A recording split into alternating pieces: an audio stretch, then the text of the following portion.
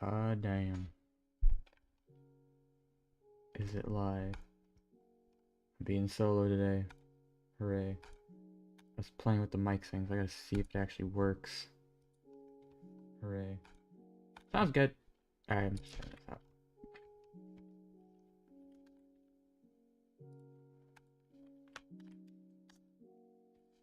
Yeah, drawing the last of the chapter.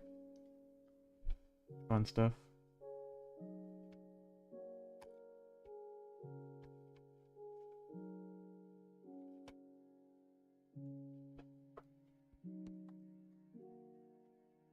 Gonna be chill today.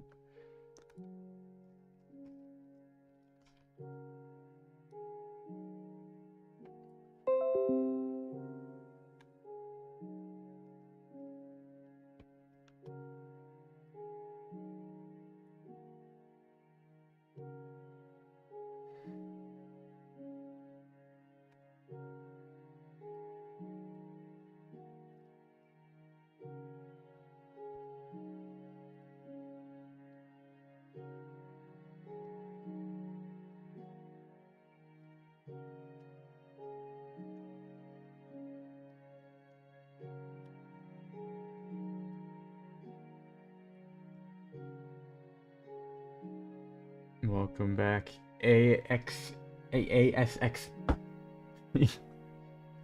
Solo streaming today. Very chill. Getting this chapter done.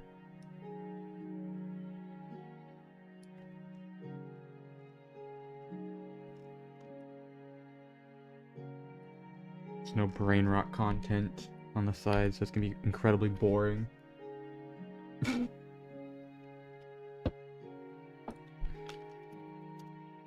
No way that looks like a wiener. I don't see it. Okay, someone just said my thumbnail looks like a wiener. Alright, buddy.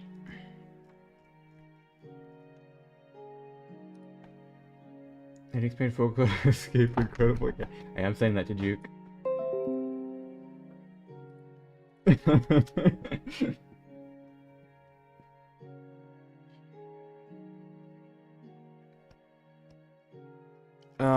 I have like such low energy today because I've been sick.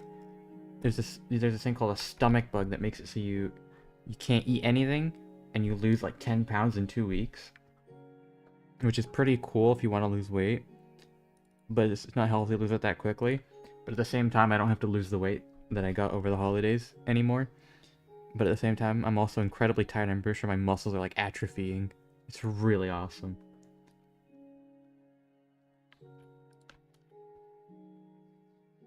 You see my template page, the design I drew for her. There's this cat thing that's gonna show up later. The Yumi side view. I drew chapter 1 style me a while ago. There's a character that already is in the manga. Just don't know it yet. Lol. Rio.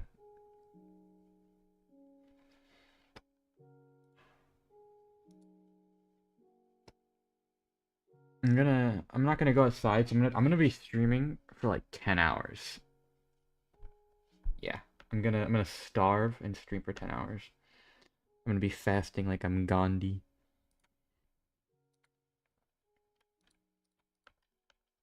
I should do what Jay did in like 2018 and listen to the Beep Beep I'm a Sheep remix for 10 hours for a stream. That remix is low-key fire. Can't even lie.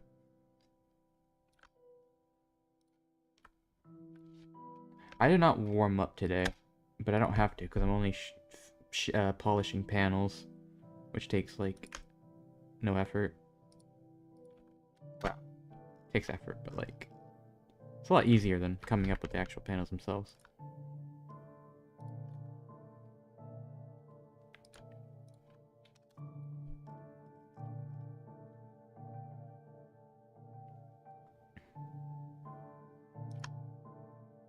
I'm pretty sure this is not how anybody actually professionally does panels.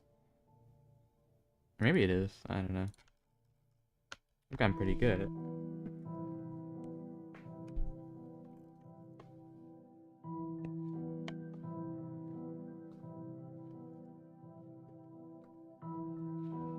Yeah, you can see the Misumi Chibi on the other side of the screen.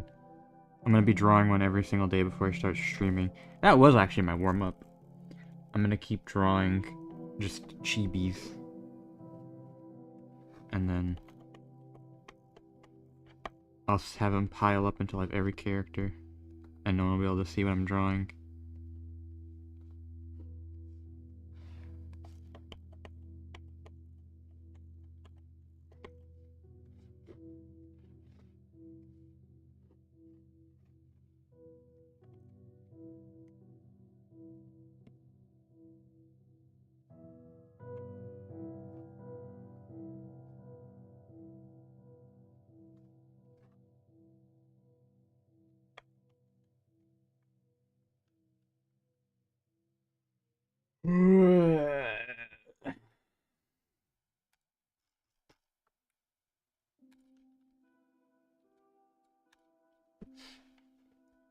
I wonder if I do this every day for like 10 hours streaming, if anybody's gonna watch.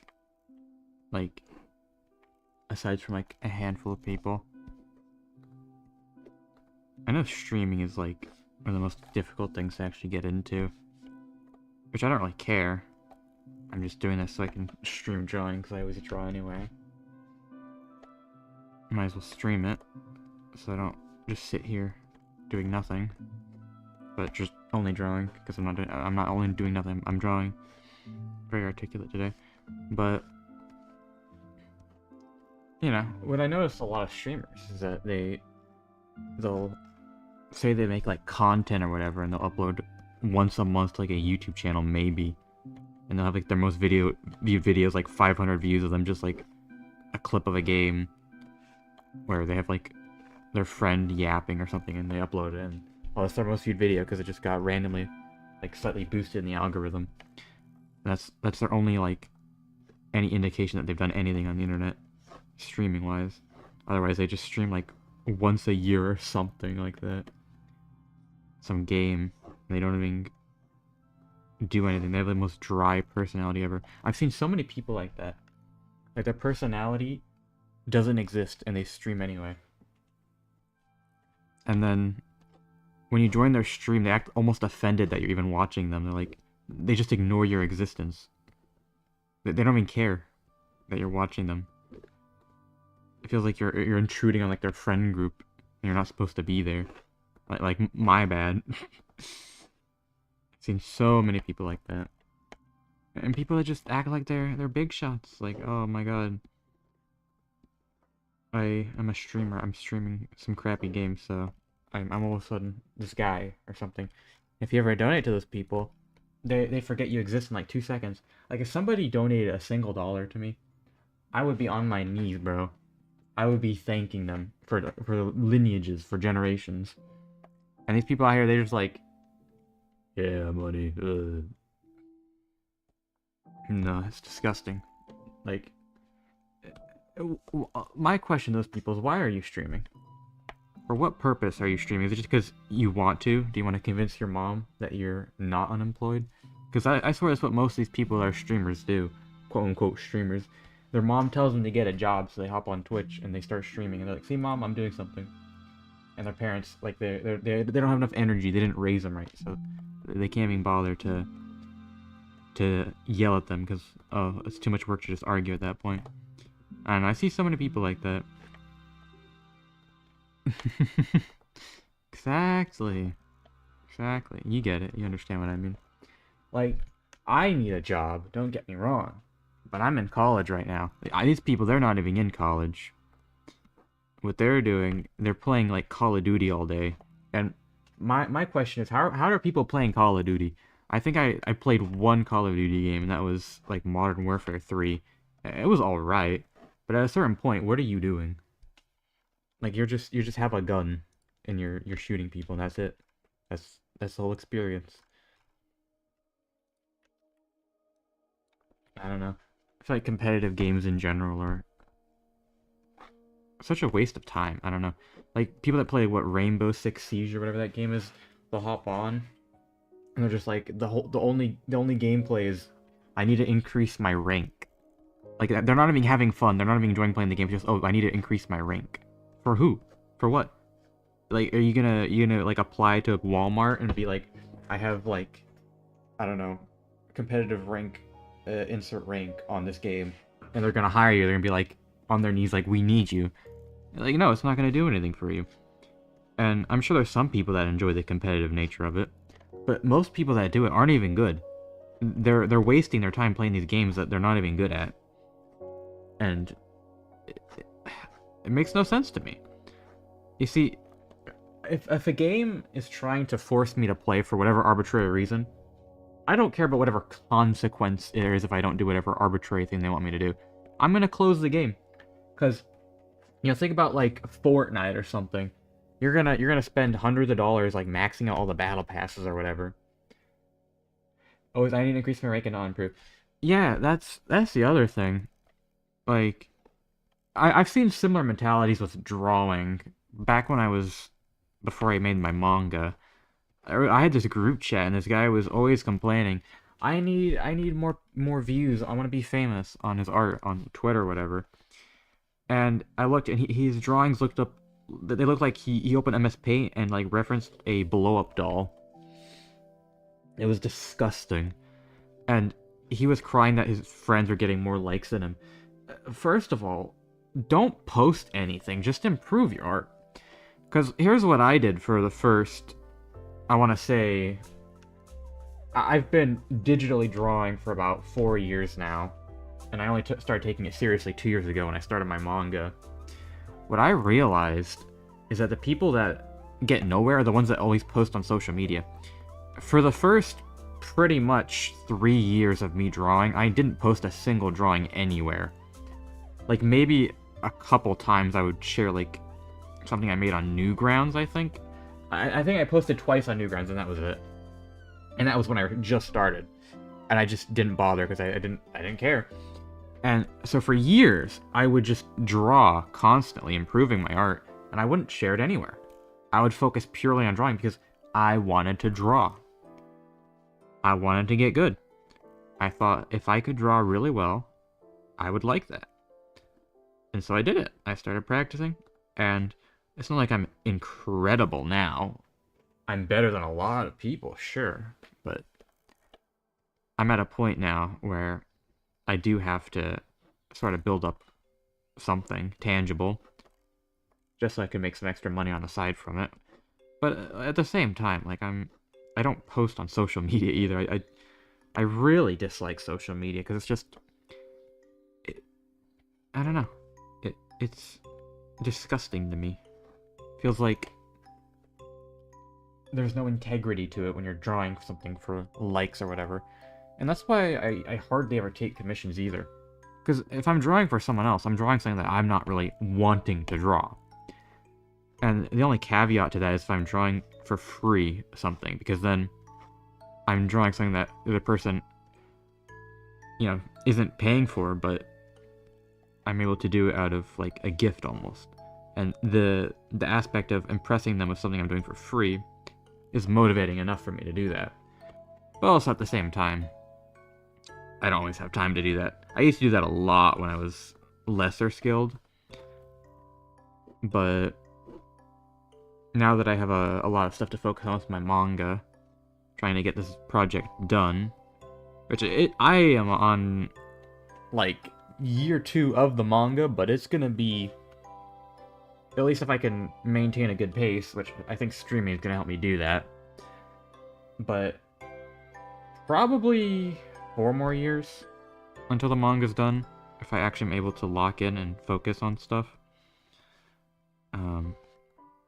I mean, already a big chunk of the story is done now, which is a huge thing, but I don't know. I haven't really put it in a tangible way. But my only hope is that DEEPWOKEN doesn't completely die in that time. And if it does, I'll still complete the manga. I have an aversion to, like, not finishing something once I started it, because then I feel like I'm lazy. I mean, there's always a chance I have to get a normal job and won't have time, or I'll work on an actual series. Maybe I'll get published at some point.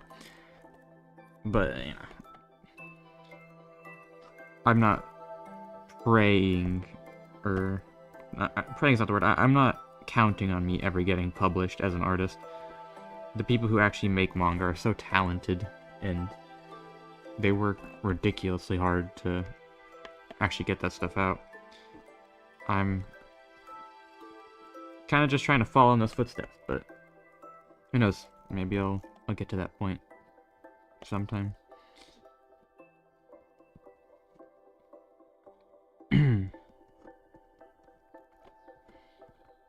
I just ate salami bread.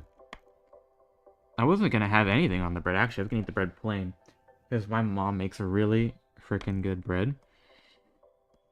And I mean, there was only one piece of salami. I had to split it between every single slice. But also, it doesn't matter because I'm still recovering from my stomach illness. And I had like 2 pieces of pizza yesterday and like 4 cookies. I probably shouldn't have, because my stomach was hurting last night.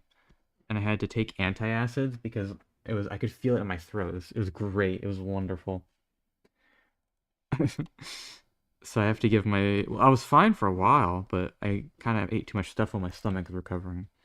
So I have to eat like rice and plain stuff again for a few days so my stomach recovers. It's really awesome. And, you know, not only do I have my stomach illness that I'm recovering from, mostly recovered from now. I mean, it is gone. I'm just having my intestinal linings recovering. But not only that, there is like something genuinely wrong on top of it that I'm gonna have to see a doctor for, and that's also really awesome, because whatever the thing is that closes off your stomach from your throat, that thing ain't working. Like, if I lay down on my other side, yucky feelings. So, gonna have to see a doctor about that, which is really awesome. And I was having issues with that before my stomach bug hit. And I assumed it was related to it, but I've still been having some issues with it, so I don't know. Maybe I'm just getting old. Maybe that's what it is. I mean, I'm like 21, but you know, that's Unk status these days. Everyone on my Discord server always calls me Unk, which is kind of funny. Yeah.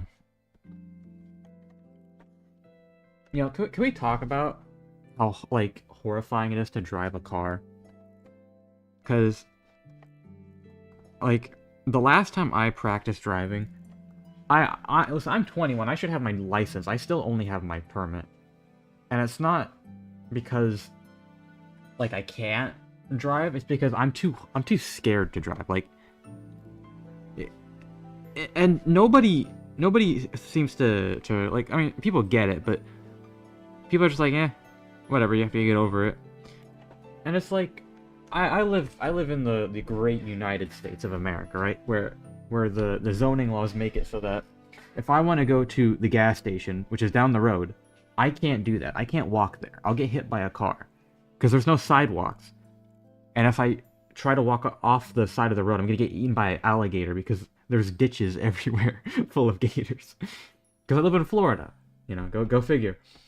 So if I want to walk to the gas station and, like, I don't know, buy like a snack, I have to fend off alligators, and then I have to cross a giant busy street where I will most likely get hit by a car.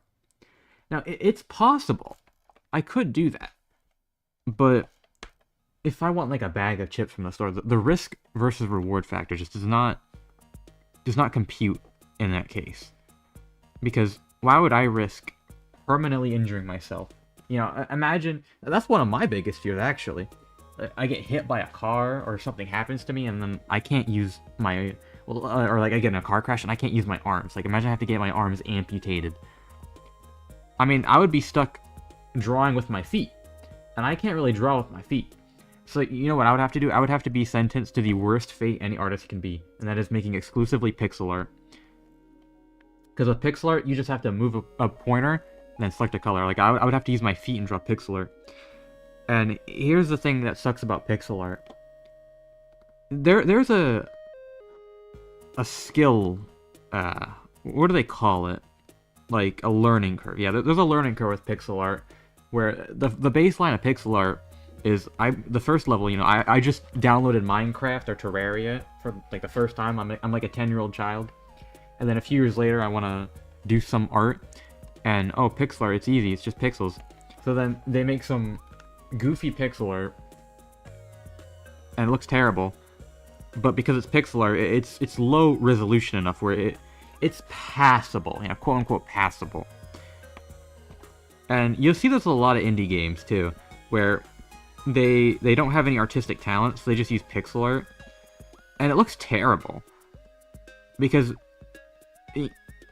pixel art will look passable to somebody that doesn't know what they're doing, but to anyone who's an actual artist, like you can tell, you can tell, like, oh, this person doesn't know what they're doing. It doesn't look very good.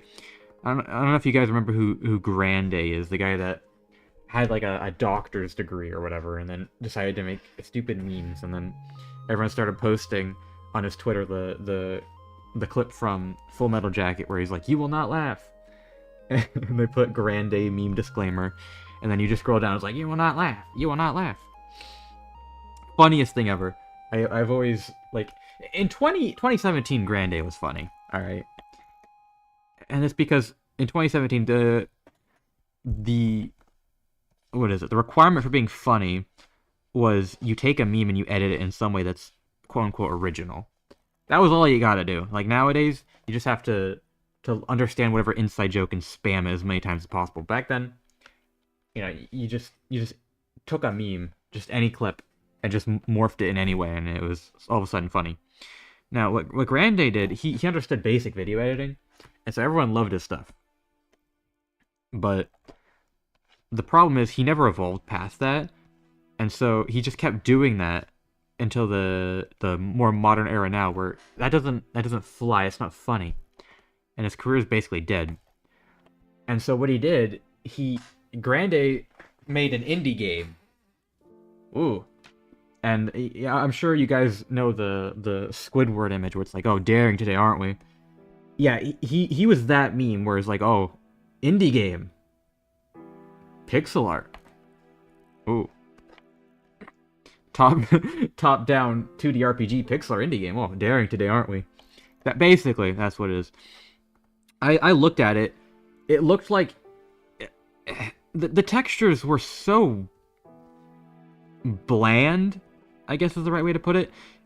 It looked so generic and so bad. I don't know how to put it. He called it like Copperfell or something, I think. And I don't know what to say other than the art in that game looks like he didn't know how to make actual art, so he just used pixel art, but he didn't know how to make the pixel art good. So it just looks incredibly generic. I don't know. That's what I used to do when I was, like 13 years old, by the way. That's why it's so funny seeing a grown man do it. When I was 13 years old, I would make indie games.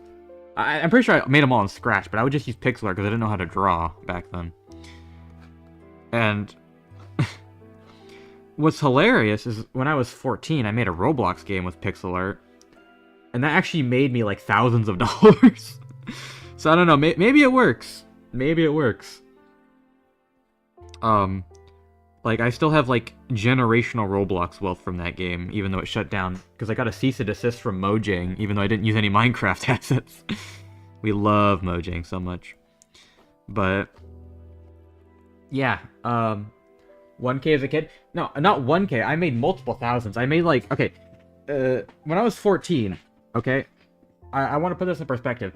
When Roblox still took, like, 90% of your Game Pass earnings, I made 100K Robux. Which means I had people spend a total of 1 million Robux on that game in like a month. And then they changed it afterwards, but the game was pretty much dead after that. But you got, I think, 70% of the earnings after that. And I was getting about like 3,000 to 4,000 Robux a month, I think, from that. Or every few weeks, I think it was. I think it was 10K Robux a month I was getting for the next 3 years after the game kind of fell off. But I still have like 300K Robux on my Roblox account. And I mostly just invest into limiteds now. There's this kid, he messages me, he's like, "Buy this." I don't even do trading or anything. He's just like, "Buy this limited." And I buy it. then all of a sudden, like a year later, it's worth like 10 times the value. I don't know. He just knows. He has like the magic touch or whatever. And the thing is, I just go in a game that he owns and buys it through that, so he gets the commission for it. And that's why he keeps doing it for me. It's pretty cool, actually. Pretty cool. But what really is funny is I joined Trade Hangout after not playing Roblox for like a year, just because I was curious how my balance was since I last joined that game.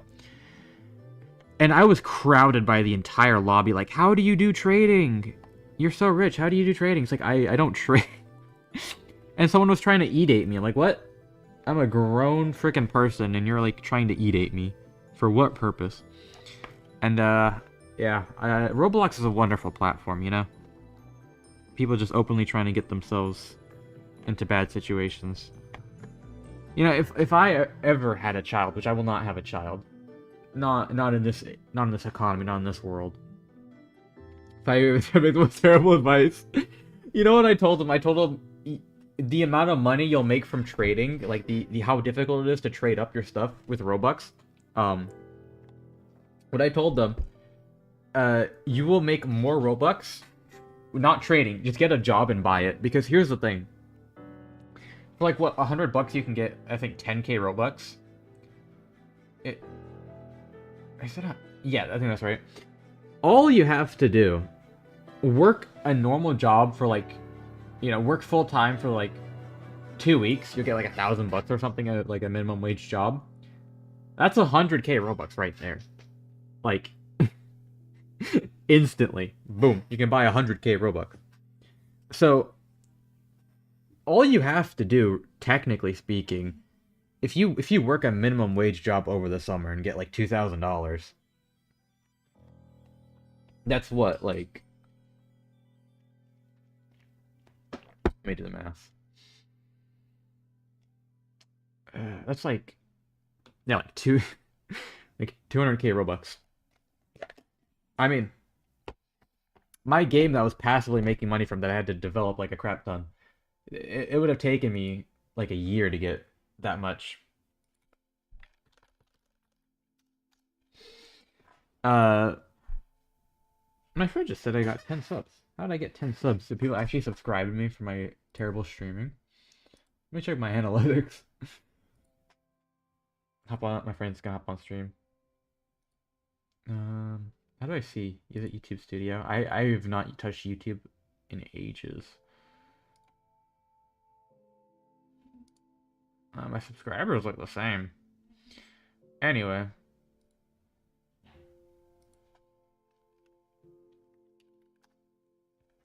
Okay, yeah, as I was saying. The amount of passive income I earn from my Roblox game, it is genuinely just better to work a minimum wage job. Now, there's also the aspect of you'll crush your soul working a minimum wage job, depending on where it is. But, I mean, if you want Robux that badly, that's the easiest way to get it, you know?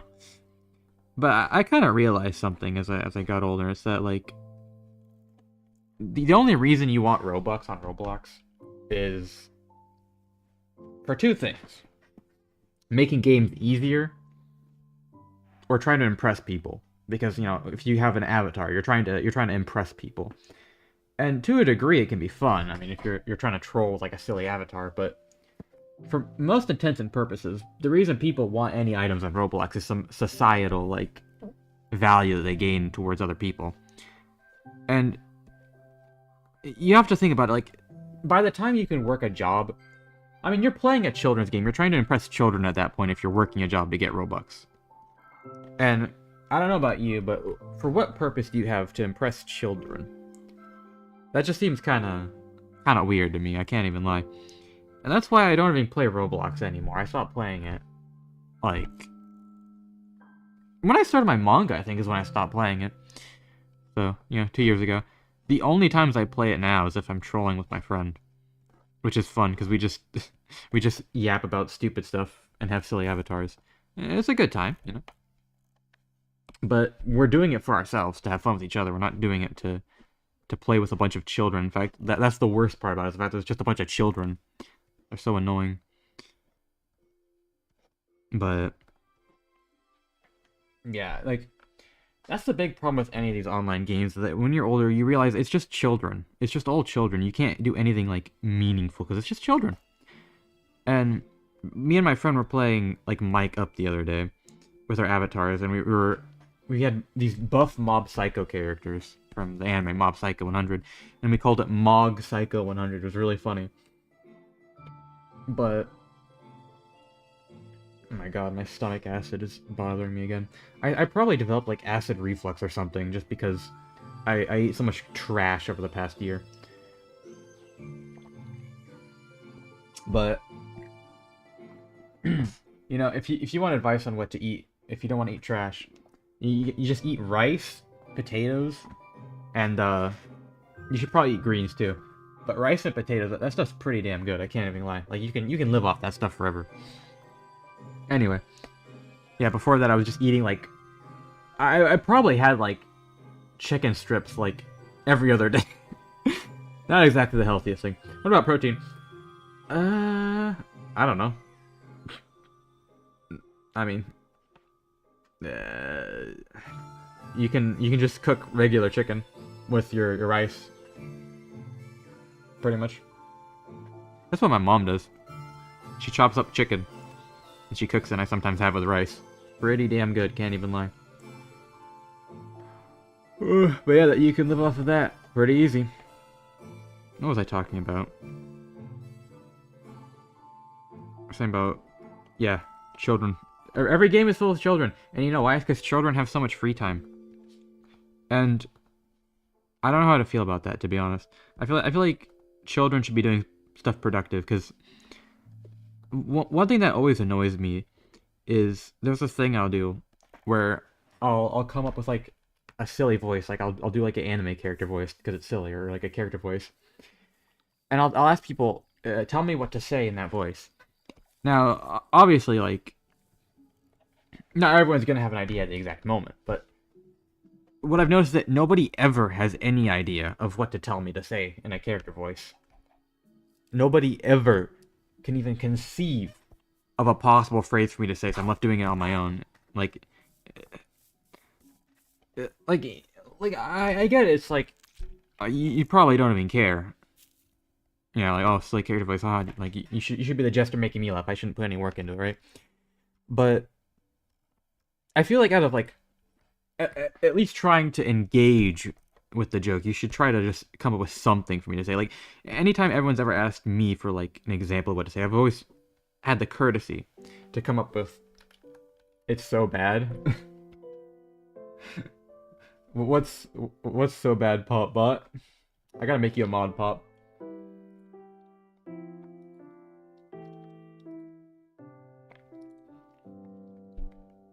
You're the goat, Pop. Pop, pop, pop, pop, pop, pop, pop. You're the goat. I made you mod. You're an OG. Oh, it's my first message not sent? It might have not sent. I can actually check, because I know these things are really funny on YouTube, but it doesn't want to show anything half the time.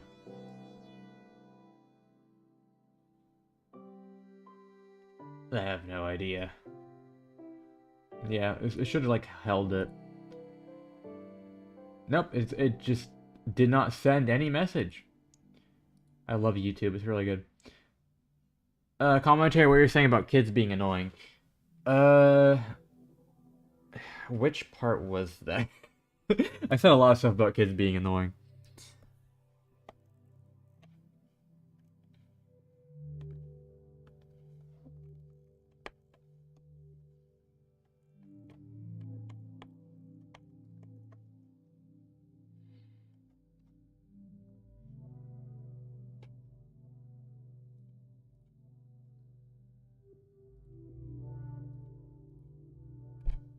I can't lie, I'm referencing Chain Soldier for art right now. If I show it on stream, I'm gonna get, like, instantly, like, nuked.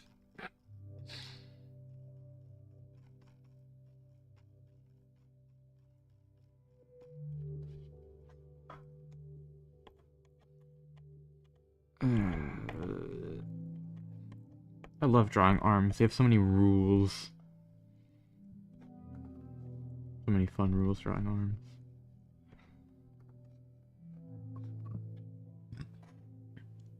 You were talking about you a bit last night when there was a PC happening in the Boom Kitty server.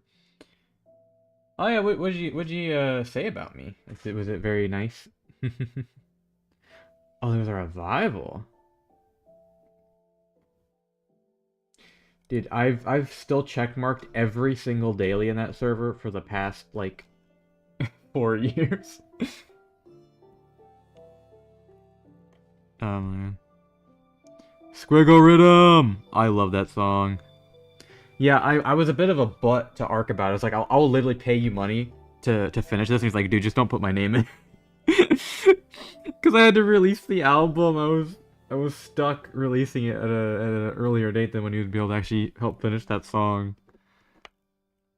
I felt kind of bad. I did give you credit though for one of the songs. I said that you helped with the. Have you? He was really good last time I checked, but that was like a couple years ago, I think. I know he's really good though, but unfortunately for me, like I have not been into music lately. Kidding, I said. But yeah, I have not done music stuff, which is kind of funny because I literally Ark uses they pronouns. Okay, I got it. They them. But yeah, what was I saying? What's hilarious is that even though I abandoned doing music pretty much just because I don't have the ears for it or the skill like people what made me realize that I don't have the thing for with people like you, Popbot, which I'm not saying that in a rude way. I'm saying that it's like when you were trying to explain to me like how the vocoders affect like the waveforms and all that, and how you're like doing all this like stuff on the different frequencies. I was like, as much as I love doing this, I don't have the adeptitude, whatever the word is, to do this. And I just realized I should stick with art because that's what I'm better at anyway and what I enjoy doing more. But what's so funny about that, you don't need to know all the technical stuff. That's the problem though, because for me to be able to do stuff, I need to know the technical side. With art, I understand the technical side of stuff. I like to look into it. With music, if I really wanted to, I could look into it, but it's so complicated. There's not really like a standardized way to get into a lot of stuff. You just have to understand audio at such a precise level. With art, it's like there's basic concepts of shadow and all this stuff and way that lines work, and that's kind of it. But like you build off of the fundamentals, and that's all you really have to do. Vocoder works, and that's awesome. Yeah. Well, a lot of popular musicians don't know what they're doing fully. A lot of music is experimentation anyway to make cool stuff. But I don't feel confident unless I know what I'm talking about, and that's where it really stems from, me wanting to know the technical stuff. But the reason why I bring this up and why it's funny is because even though I quit doing it a good year plus ago, I have a song that's in a Geometry Dash Gauntlet of all things. And for someone that, because this happened after I stopped doing music. Also, you're really good at art, and I'm totally supportive of you moving over to that. Aww. Yeah, I love doing it so much. It's one of the things that like keeps me going, is just being able to draw. But yeah, like I was saying, I have a song in a Geometry Dash Gauntlet, and it's not only a song in a Geometry Dash Gauntlet, it is the first level in a gauntlet that has my song. I checked on it a week or two ago. The level has 2 million plays. I mean, if I was still doing music, that'd be really cool. It's still cool now, don't get me wrong. But goddamn, like I'm seeing success after after I quit pretty much. I still play around with FL Studio here and there, but I have not been able to make anything good. Like I'm still using the same thing that like DPZ told me what to do like years ago. I still just follow that. Yeah, yeah, it's a spooky gauntlet if you want to check. It's really funny because when people are talking to me about my manga, and if they ever mention like they play Geometry Dash, I tell them to check the spooky gauntlet and look at the first level, and they're like, "What?" It's hilarious. I've had people recognize me both like I'm trying to remember. I know somebody recognized me on Geometry Dash as the person that made, the DEEPWOKEN manga, which is really funny. But the first time I ever had anyone recognize me across like a platform, if you will, is absolutely hilarious. Uh, my Roblox game that I made when I was 14, I was playing Fortnite Save the World one time a few years ago, and someone in chat was like, "No way, did Bushia? Didn't you make a Roblox game?" And I was so confused how they're able to recognize me. Because, do you just look at the people, the name of the people that made a game that you play? I never am able to recognize the people that made any of the Roblox games that I've ever played. Just off of the name. Maybe they just like the game, but I find that hilarious that happened. I do not know how to draw this hand.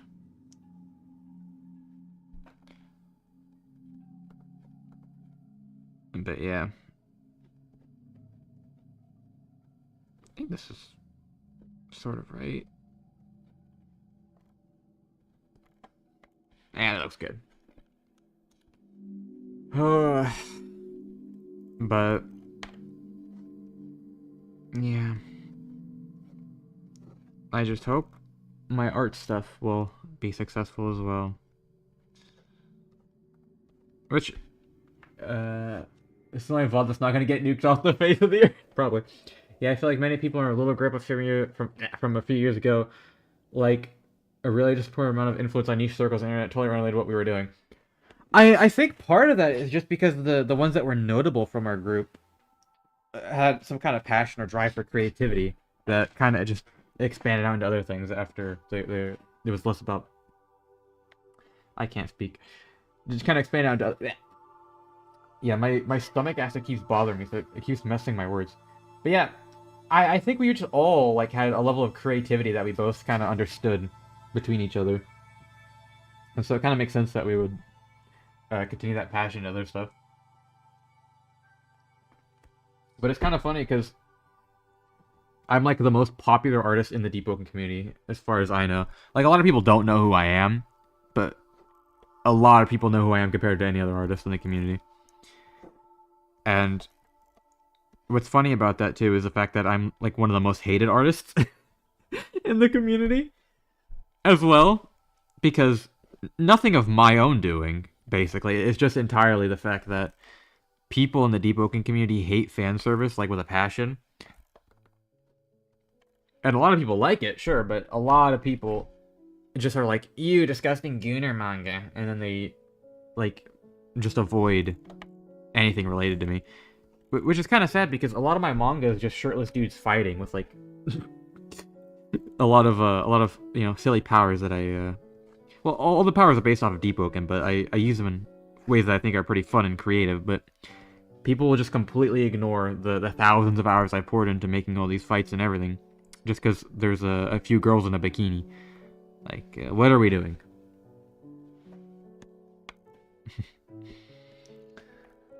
I have no idea what DEEPWOKEN is. Well, what's really funny about that is, like, DEEPWOKEN is just a Roblox game. And the manga itself is mostly making fun of DEEPWOKEN at this point, because the DEEPWOKEN admins have, for lack of a better term, cucked me at every every step of the way. They even banned me from their server over false allegations.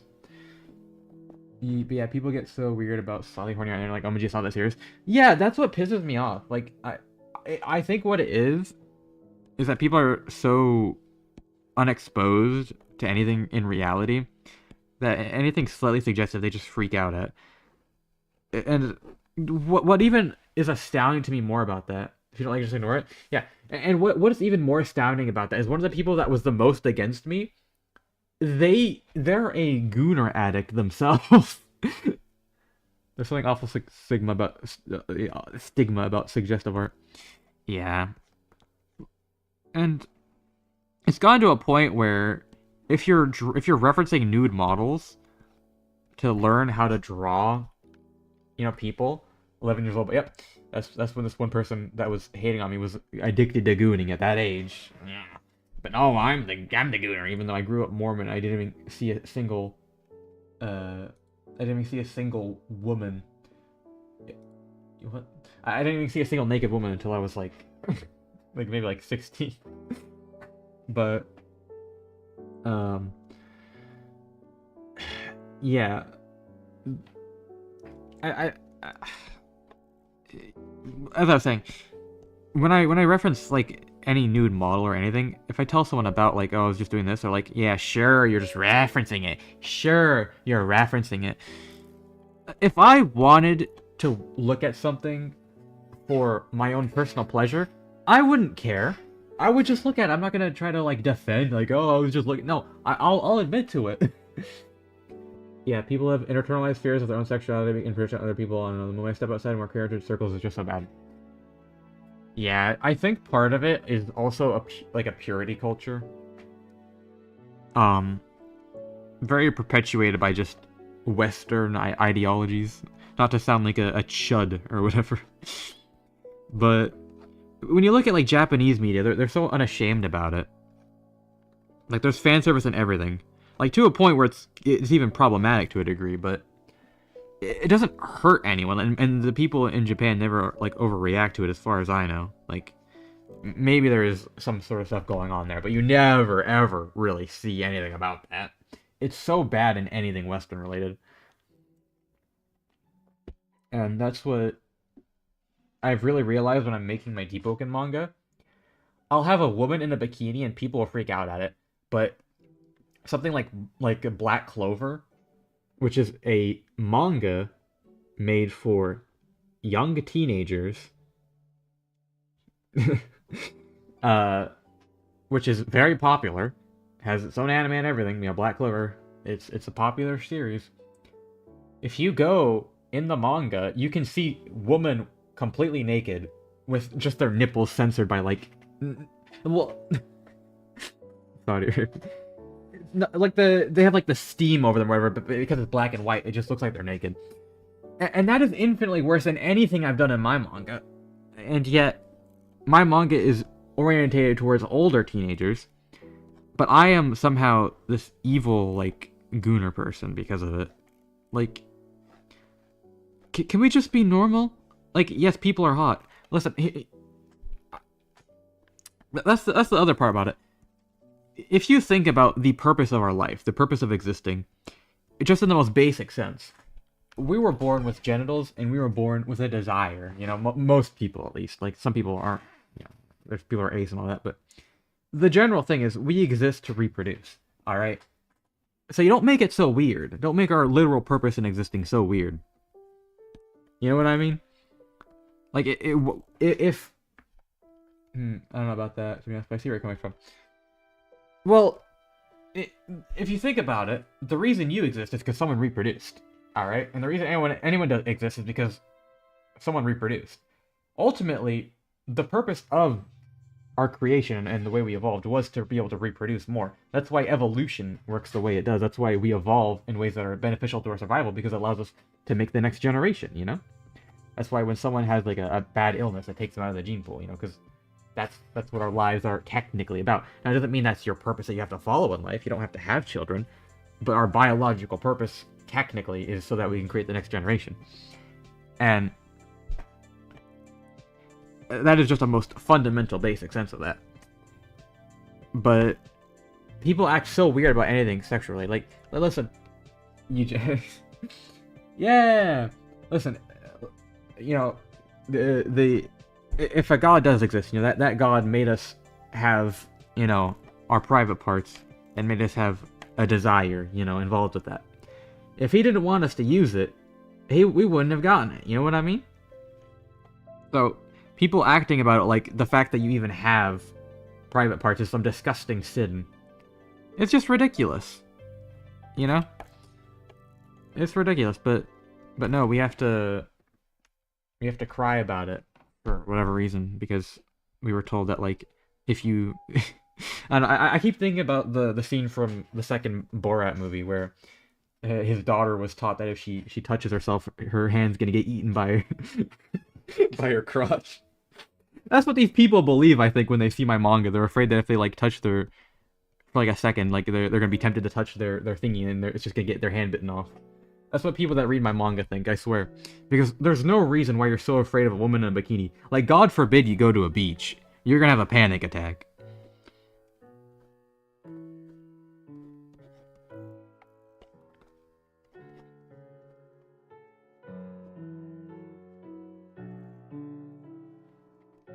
I hope the Minecraft music isn't too loud. I love Minecraft music. This is what I listen to when I study. Like, if I ever have any schoolwork, I just load up Minecraft music. I'm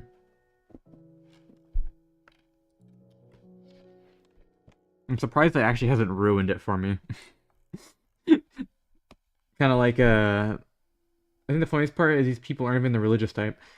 Yeah, that's why it's more or less just purity culture as a side product of like evangelical stuff that existed. Like, music's fine. I'm working on some freelance work right now, so it's nice to have some background. Being underpaid for this particular job that's good comfort. Yeah. Listen, I normally, if I ever VC with them, I'll yap their head off. I like. I'll yap people's heads off, so you know I'm able to entertain people. It's yeah, should be nice, I guess. I do this type of work for free usually, you know what I mean? Just sitting and yapping. I don't know how people don't get annoyed with me yapping, cause back when I was working at a grocery store, I had a breakdown. Same performance outrage XX had that the DEEPWOKEN devs and Nev had. Yeah, he was like, yeah, but there's people who are younger in your server. It's not porn, though. Like, I think that's something that other people don't seem to understand. Like, you shouldn't, as an adult, it's your responsibility not to be, like, inappropriate on people that are younger. But people act like even making any adult content is like, you are a groomer instantly for making adult content just because a younger person might see it. Like, shut up. It's not that deep, okay? Anyway. What was I gonna say? I was gonna say something and I don't remember. Oh yeah, I remember what I was gonna say now. Yeah, so... the thing about yapping a lot... some people genuinely don't know when to shut up, and I try not to be like that, because... back when I worked at retail... Dan's famously younger than yours, Reno's, in that manga... Yeah, literally. But I worked at retail, and there was this guy that came in, and he said the most horrible stuff to me after I was like half asleep, exhausted, and I was already in a bad mental state at this point. But the manager ended up talking to me because the guy tried to report me to get me fired, which that's not how it works at the grocery store I worked at. I just gotten like a warning at most if I actually did something wrong. But what happened was I got some work. I can stream later if you're still around. All right, see ya. But yeah, let's go back to Discord later. It's been too long since we actually chatted. Yeah. I might show you actually some art then once I finish streaming. That could be fun. I'll send it to you when I'm done if I remember. But as I was saying, this guy, he had to talk to the manager because the guy that reported me, and I remember he pulled me to the side, had someone take over my register so I could leave for the second to talk to him. But what ended up happening was I couldn't say anything because I was like trying to hold in my tears because I was so tired, and I had just had this guy harass me, saying like horrible stuff to me. And basically the manager recognized that I was struggling to keep myself together and offered to take me upstairs to his office.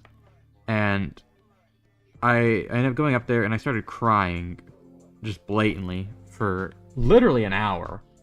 But during that time, I wanted to talk to him genuinely because,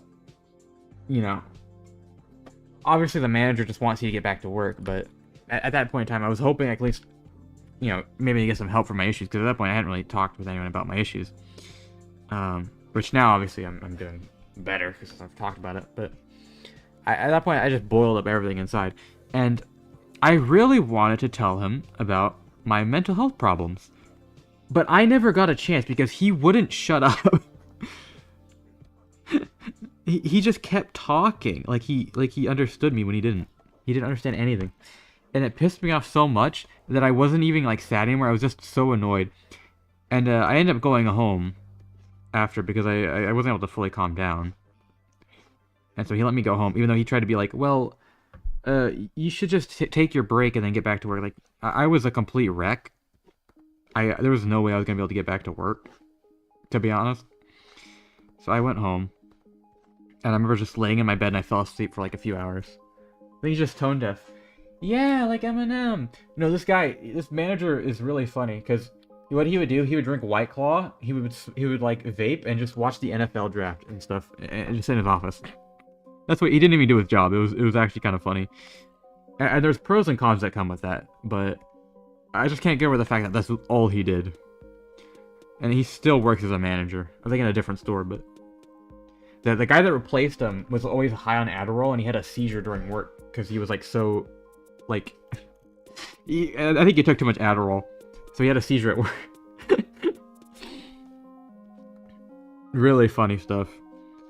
And my friend actually reported him to the company because he was getting favors, I think, from one of the girls.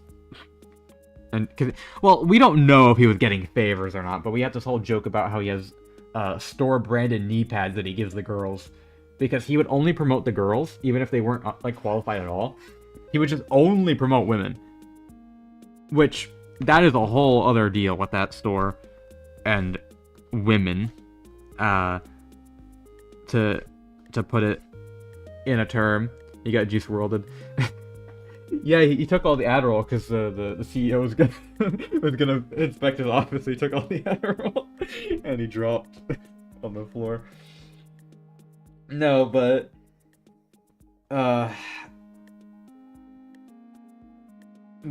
was it? What was I gonna say? Yeah.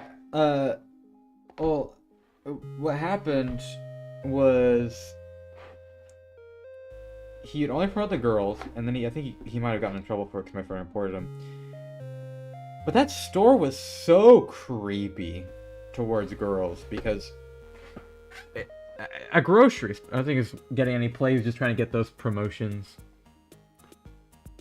I don't know what I think he was trying to get something up for sure, because he followed the girls on Instagram, like the minors that work there, like the girls, he followed them on Instagram, and they got promotion. But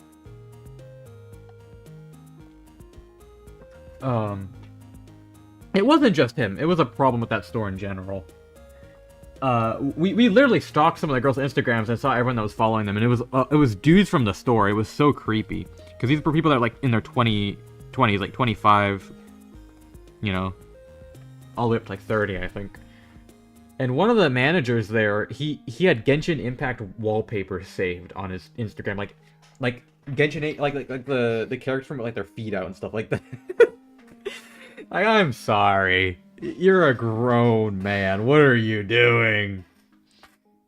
I remember him. You told me you and our friend were messing with them. Yeah, I don't remember which person it was, because there was multiple people. But another thing about the store is, again, grocery stores are gonna hire a lot of people. There's gonna be, what is the turnover rate, I think? But they would always hire specifically teenage girls, right?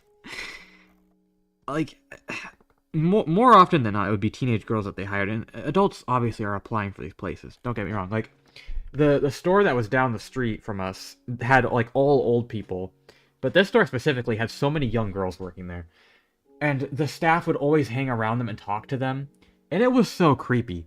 And I was, at the time, I think I was like freshly 18 when I started working there, maybe. But none of the guys ever talked to me. They just ignored me. But they would always talk to the girls. Alright.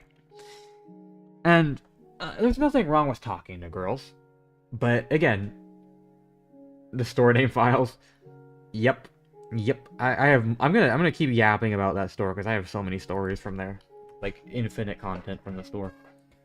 But again, there's nothing wrong with talking to girls, but there's two things that make it weird. Number one, you're a solid, like, decade older than them. Coming up on a decade older than them, if not. And number two, yeah, that's actually pretty much it, actually.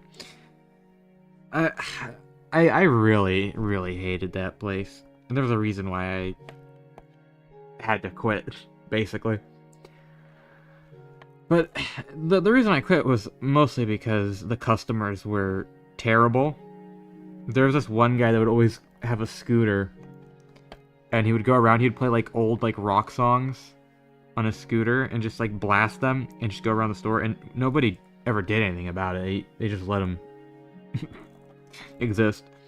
But he was always so rude. He'd always try to scam the store, and he'd always come in late, and then he would stay in there until after closing, I think. Like, he was just constantly in a state of idling outside the store on a scooter. I don't know how he did it. Like, his full-time job was sitting in front of the store smoking and doing nothing else, just that. Average Metallica fan. Dude, I keep thinking about that guy that was singing in the shower. That guy... that is the guy that has no life prospects ahead of him. Like, it gets to a certain point where you're too old to be doing stuff like that. Like, there's nothing wrong with having some whimsy in your life, but you do have to be an adult, you know?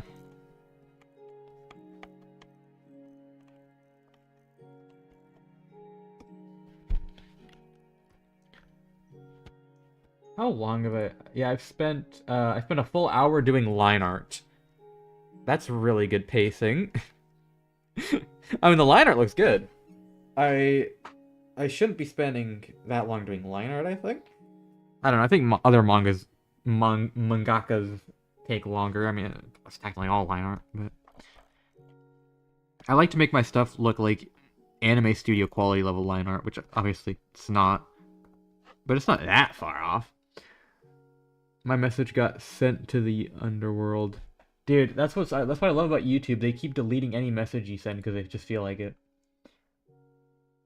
I've had conversations with Jay where I'll say something really important to him and it just doesn't send it to him. They deleted the word going. Yeah, Big Yahoo's watching live apparently.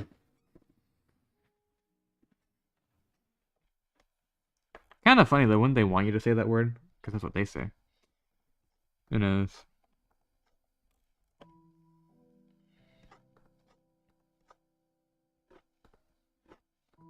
I gotta let my voice rest for a second. I've literally, like, talked my head off already. What else is there to talk about from that store? Dude, the amount of people at that store... You cannot say the word if you're not superior. Yeah, it's like you gotta have the... You gotta have the billionaire pass, the baby eating pass or something. I bet my stream's already shadow banned. Anyway, what was it that I was gonna say?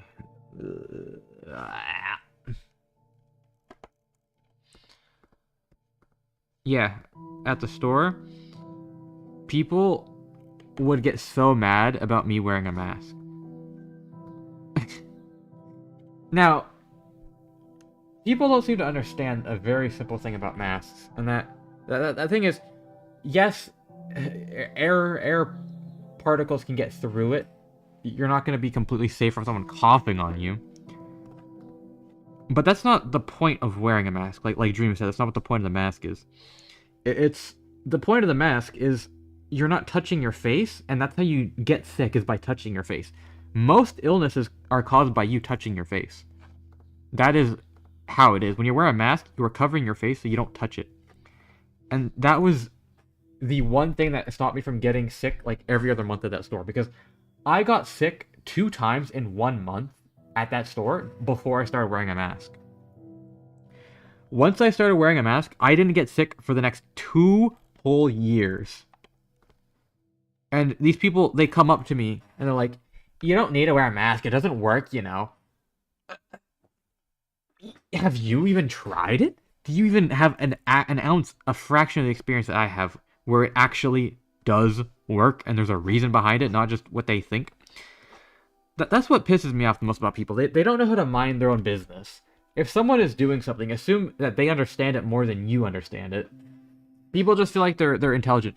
And that's what people do with debates a lot of the time. They start talking about a subject that they have no...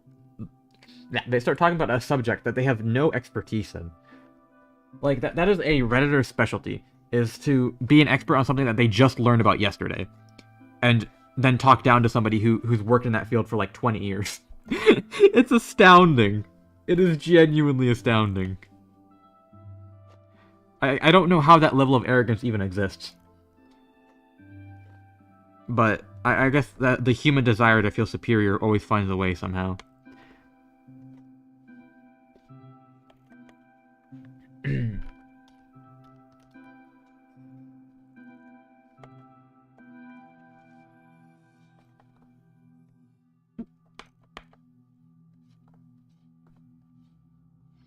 Dude, I wonder if I can play Luke Hash's music on stream, because I love his music. It is so freaking good. I know Jay built a level with one of the songs, but I don't know if the stream ever got struck for it. Okay, you know, I'm gonna turn the chat filter off, and that should help. Because there's a very light filter I have on, just so people can't spam, like, obscene slurs. But I'm pretty sure YouTube would filter that out anyway.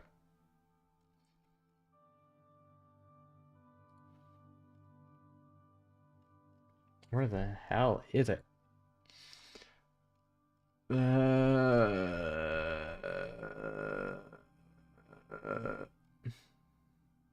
Moderation?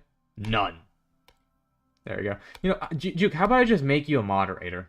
That's gonna solve probably like half the stuff.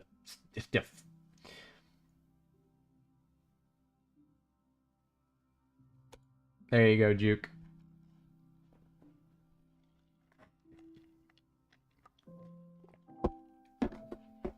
Now you should be able to say anything you want. Yeah, I'll mod out. You're treading out.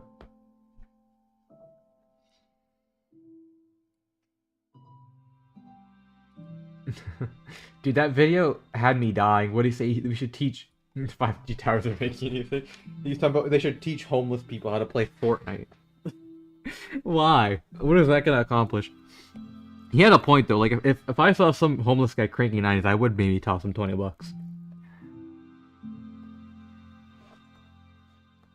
Yeah, that's the point. You know, that's what I like about that guy's videos, because nobody talks about cranking 90s anymore. You have to be an OG to talk about cranking 90s. Like that's how you know this guy. He's an OG. He understands the OG lore. Like what people do nowadays is they have like, oh, peace control. It's probably evolved beyond peace control now too. I bet it's something like freaking the ping subsurface spectrum channel analyzing or whatever. Any homeless man might be a secret esports player. That's the other thing. Like, there's gotta be some like think about like game sense, right? Like, what makes you the best at a video game, generally speaking, is game sense. If you have good game sense, you can win a game just by positioning yourself correctly. Like homeless people, they're living in the battle royale every single day. Like they have to like it's the cornucopia, like the dumpster, you know? Like in Hunger Games, the cornucopia, like in Minecraft, like Hunger Games, you have to run towards the center to get like, all the loot. Like that's when Krispy Kreme throws out the unsold donuts for the day. That becomes the cornucopia. They're living in the Hunger Games every single day. They're all running to it like with like machete. What's that one video where the guy gave homeless guys machetes and cigarettes? It's so bad, but it's kind of hilarious. But yeah, these people, they have better game sense than anyone because they've lived the experience. IRL. You put these guys in like a Minecraft Hunger Games, they're going to win 9 times out of 10 just because they know the best like camping spots. Some stupid video on TikTok. So many people got mad about that, but at the same time, these people aren't going to be given a house or anything. They're just being given, supplies to survive on the street. Yeah. You can't expect everyone to give him a house. Like, not even Mr. Beast gives these people a house. He's just like, he just uses it like an AI edit of like a street. Like, we built them houses or whatever. What was the one screenshot I cropped of some guy where I have a screenshot literally of a comment that made me laugh. It says, I don't like Mr. Beast. He came to Malawi, built one borehole, and announced to the world that he gave clean water to Malawi. I mean, I've been here, and I don't remember when I saw people drink the dirt water he showed the world. Yeah. So Mr. Beast built a little hole to get some water out of in a single country or whatever, and then just was like, guys, I brought water to the entirety of this country. Good job, Mr. Beast. Real good work. Oh my god. The amount of people I see glazing him, I swear there's bots, because there's only so many Indians that speak English. Like, anyone who's on the English side of the internet, predominantly, knows about the drama, knows that he's... I think Mr. Beast is... They have to know about the Mr. Beast drama. They have to know that he's not a good person. Like, I watched Mr. Beast when his channel first started, when he had like 10k subs back in like 2015. And like, even back then, it was slop content. Like, he just did stuff. Like, there wasn't any substance to it. But back then, at least he was just some guy doing stupid stuff, which made it funny. Now he's just... The only reason to watch a Mr. Beast video now, the only way you're going to get anything meaningful out of it is if you switch it to Chinese, put it at 144p, and slightly speed it up, because then it just sounds really stupid, and it's funny. That is the only, nutritional content you're getting from a Mr. Beast video. The rest of it's just slop, and it's not even real either. Like, they're all scripted so that they get more views, because... But people are like, oh, it's not scripted.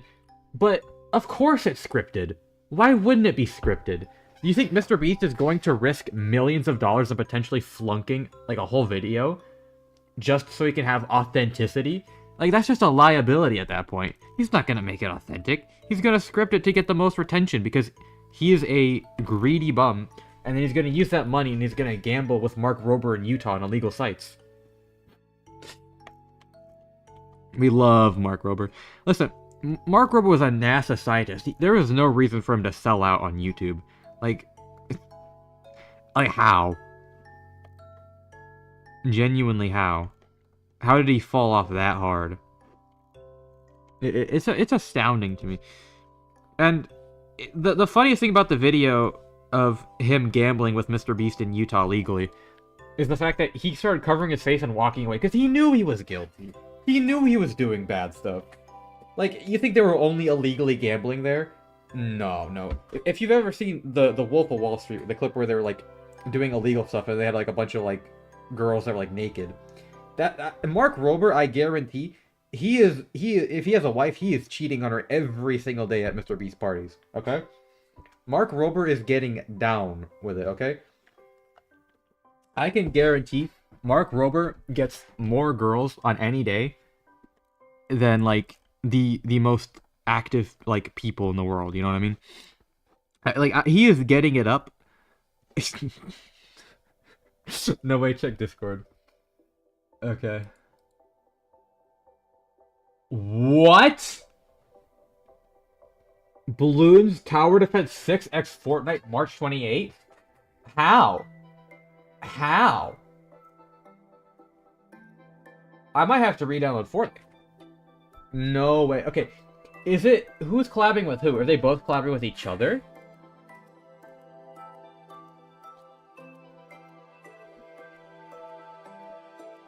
Dude, can I be Dart Monkey? Can I be Quincy and then miss every shot? With my gun? Like the Among Us collab? Dude, it's just gonna be... Oh, they're not adding Bim Bim Bert. I wish they would, though. Dude, I remember the Among Us collab? I literally bought Among Us on Epic Games solely for the Among Us back bling. Like, I begged my dad, like, please. It was so funny. That backbling was heat, though. I can't even lie. Like, it was one of my favorites. I think I still have it equipped on my avatar on Fortnite, even though I haven't played it in, like, how long. Around Quincy's bow and he'll have 0 hit scan. Yep. Nothing gets past my bow.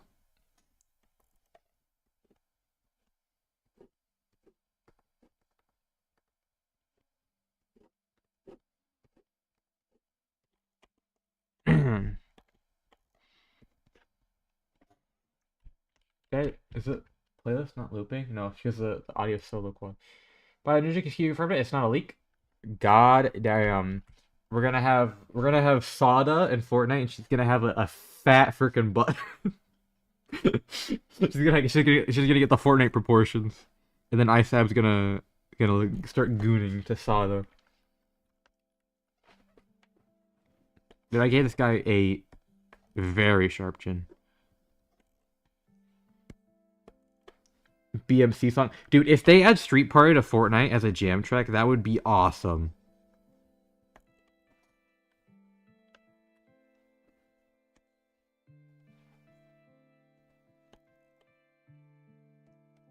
I don't know if they're gonna add Fortnite to BD6 or the other way around.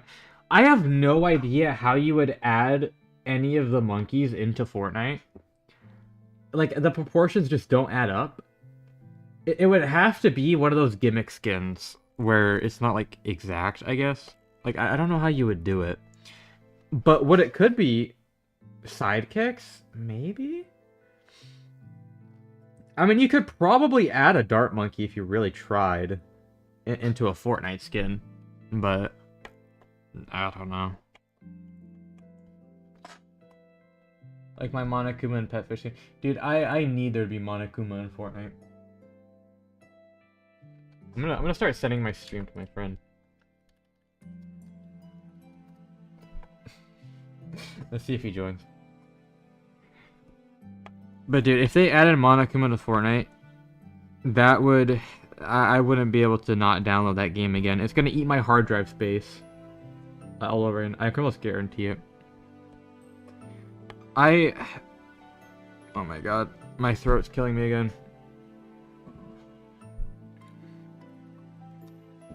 You guys know how stomach acid works? It's really interesting. Your saliva actually neutralizes your stomach acid. It's its own anti-acid. So when you swallow, you're actually neutralizing the stomach acid that your body produces to consume food. So what I realize is that, like, if I'm sick, if my stomach's hurting, all I have to do is just swallow a bunch of saliva and it solves it. It's pretty cool, actually. But it doesn't always work. That's when you take antacids, and then they make you have a rebound in stomach acid like a few hours later, and then you want to puke. It's really awesome. I love having stomach issues. I love not having a normal digestive tract. I love having chronic issues every single day that make it so eating any meal makes me feel anxiety. I'm gonna become anorexic, dude, at this rate. But not because, like, not because I want to be skinny. It's gonna be purely because my stomach hurts so much. Cancer treatment kills fast-growing cells, and your stomach lining is a fast-growing cell. That's why people on chemo keep throwing up. Yeah, I know about that, actually. Honestly, if I had cancer, I would just let it take me, because here's the thing. If you live anywhere outside of, like, if you live anywhere in America, like, first of all, the cancer is killing you. Like, just give up already. But secondly, if you have cancer, I mean, think about it. Like, you can be like Technoblade, and you can die from it, alright? And then people are gonna love it, because people love Technoblade, because he died from cancer, okay? Why would you survive? Because you hear someone survives from cancer, and it's like, oh, hooray, they survived from cancer. But they forget about you, like, right after they hear it. You hear someone died from cancer? There you go. That's your ticket into being infamous. Not infamous, it's your ticket into having notoriety, alright? Would people be caring as much about Technoblade if he didn't die from cancer? That's what I'm trying to... Stomach linings don't save you from burning your insides? Yeah, that's when my stomach hurts. It all burns because my stomach acid is burning. Just a law fan. Are you Are you the guy I sent the link to? Message tracked it. Okay. He's the law. He has to be law because he's law in his name. But, listen, would anybody be talking about Technoblade today if he didn't die of cancer? That's my serious question. Yeah, but what Juke said. But that's why he's so famous now. Because he died of cancer. Listen, his dad keeps milking it. You guys remember, what was that one YouTuber that got in big trouble? They got in big trouble because he said Technoblade's dad was milking it, and then it was proved that people were just trying to cancel him because they disliked him. I forgot who that guy was. But, some Minecraft, 2-year-old drama. But he was telling the truth. You look at Technoblade's dad's channel, he's like, oh, I'm the guy, look, it's me. I'm the father of the guy that died from cancer. Oh, look at me, guys. Like, I guarantee you, Technoblade being in the Minecraft movie, they contacted his dad. He saw like $2 billion in paychecks, and he was like, yes. I guarantee Technoblade's dad somehow he curled the monkey paw, and he got more money than Jack Black got from being in the Minecraft movie. Okay, he sold his son's rights to Warner Brothers faster. 100%. He sold his rights to his son's name to Warner Brothers faster than anything he's ever done in his entire life, and he got $1 million for it. I guarantee. There's no way he did not get any money from that. Seriously. This dude, he look at the YouTube channel. He's like, Mr. Techno Dad. First of all, you named your entire brand around your son that died from cancer. Does that not irk some weird, feelings about that? If you were genuinely mourning him, you wouldn't make it a public spectacle. You know what I mean?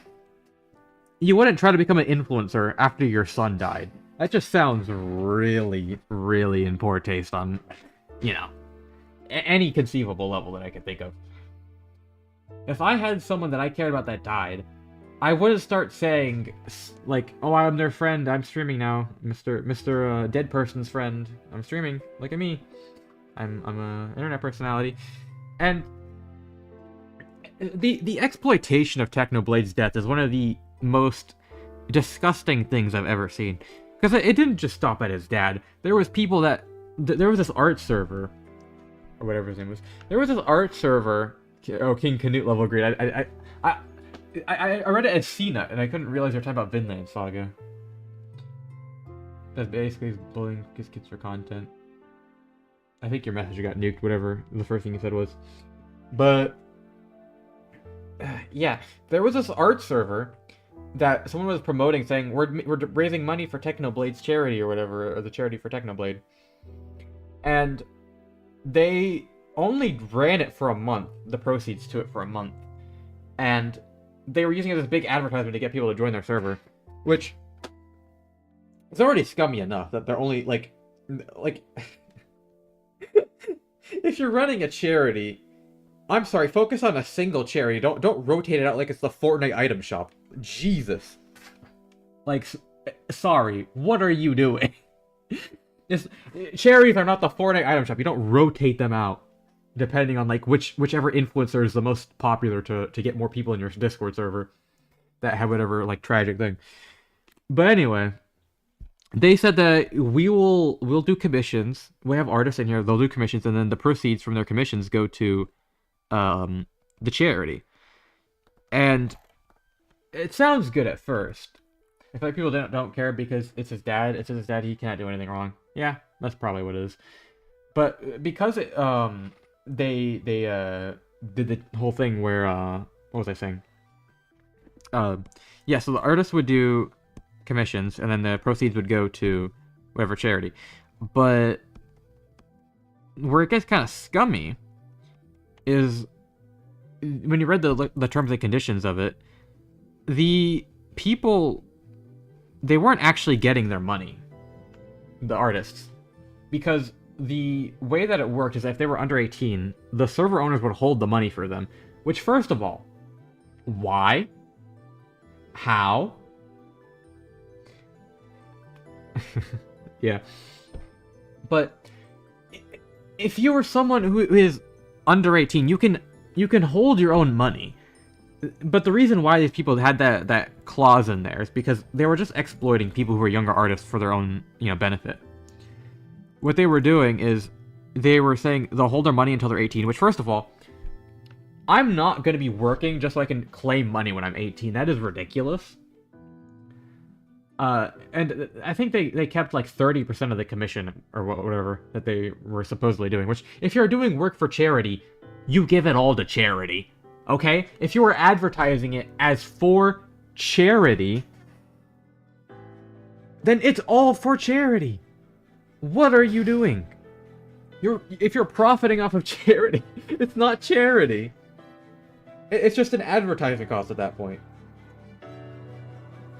But what these people did, it's basically like a scheme where because obviously the artists who are going to be doing this, they're going to be people who are under 18. So they hold on to all their money that they didn't earn, and then once these people turn 18, they're not going to, like, think about it. The old art server, yep.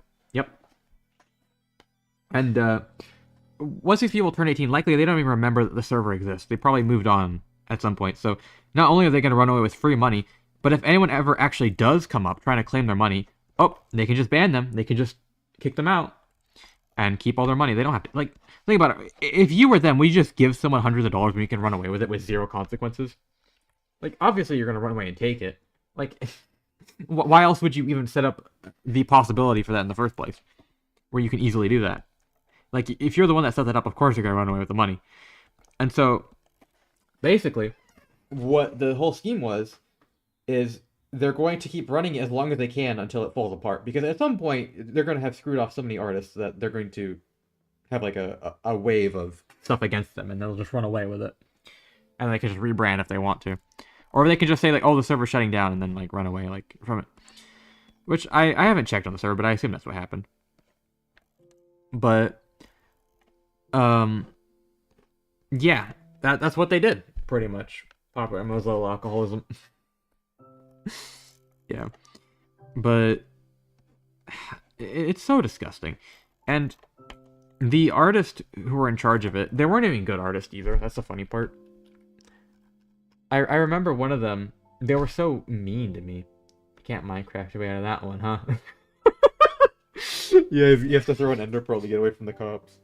Dude, I made this stupid meme on Twitter where I pinged popular MMOs, and I put the gif of Foxy from FNAF 2 jump scaring you, where he jumps at you, and I said this is the police dogs that they sent after you when you were asleep in your bed. Stasis chamber in time to escape the cops. Oh my god! As much as Ender Pearl, as much as popular MMO situation is sad, there's something so funny about joking about it as well. Ender Pearl, dude, that is like the funniest thing Moist Critical's ever said. Was like he couldn't throw an Ender Pearl in time.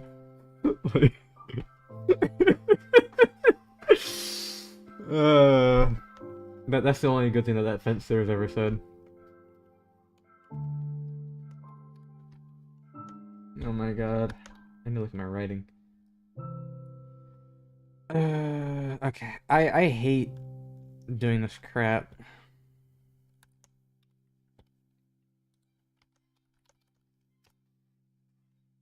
I gotta pull up manga for me to reference for the backgrounds now, because I'm blind.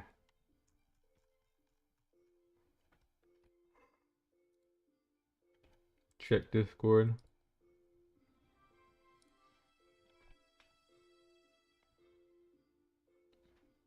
Mute stream, but you're still on it. Okay. I don't blame you. Because I have to do something. Alright. How long have I been going? For an hour and a half. Goddamn. I think I'm gonna lose my voice if I stream for like 5 hours, talking only by myself. Dude, My freaking acid reflux is so annoying. All I ate was bread, by the way. I only ate bread, and I still am having, like, acid reflux issues. How does that work? Alright, I had rice and bread. What is coming up? That has already been turned into, like, goop and sent into my intestines. There's no way a single drop of that is in my stomach still. I think it's purely just the water I'm drinking. I think my body produced too much stomach acid from all the greasy food that I ate, like yesterday, and the days before that, that it's just overproducing stomach acid, and so now, even though I hardly ate anything, it's still, like, overproducing crap. And so I have to deal with it until it calms down again and wants to stop being a butt. Okay. Dude, the Naruto color manga and the Hunter x Hunter, like, color manga is, like, god-tier art reference material. I know people trash on Hunter x Hunter's art because Togashi has, like, his back is, like, two 2 seconds away from imploding on him again. But the art in Hunter x Hunter is really good. Like, it is very simple because, again, he has to, like, draw in, like, minimal increments so he doesn't die. So he's actually very thoughtful and effective with how he draws stuff. And that leads it to being pretty good art reference if you're especially a beginner and you want to see, like, basic ways of drawing things. But, yeah. Not many people here are actually artists themselves, right? You know, TR Juke's an artist, actually. TR Juke's a very good artist. He made a Hunter x Hunter fan series called Gunther x Gunther. And it's really good. It's very good. It's like a fan fiction. It's like his Wattpad or whatever. I know he has a stream here, so he has no idea what I'm saying.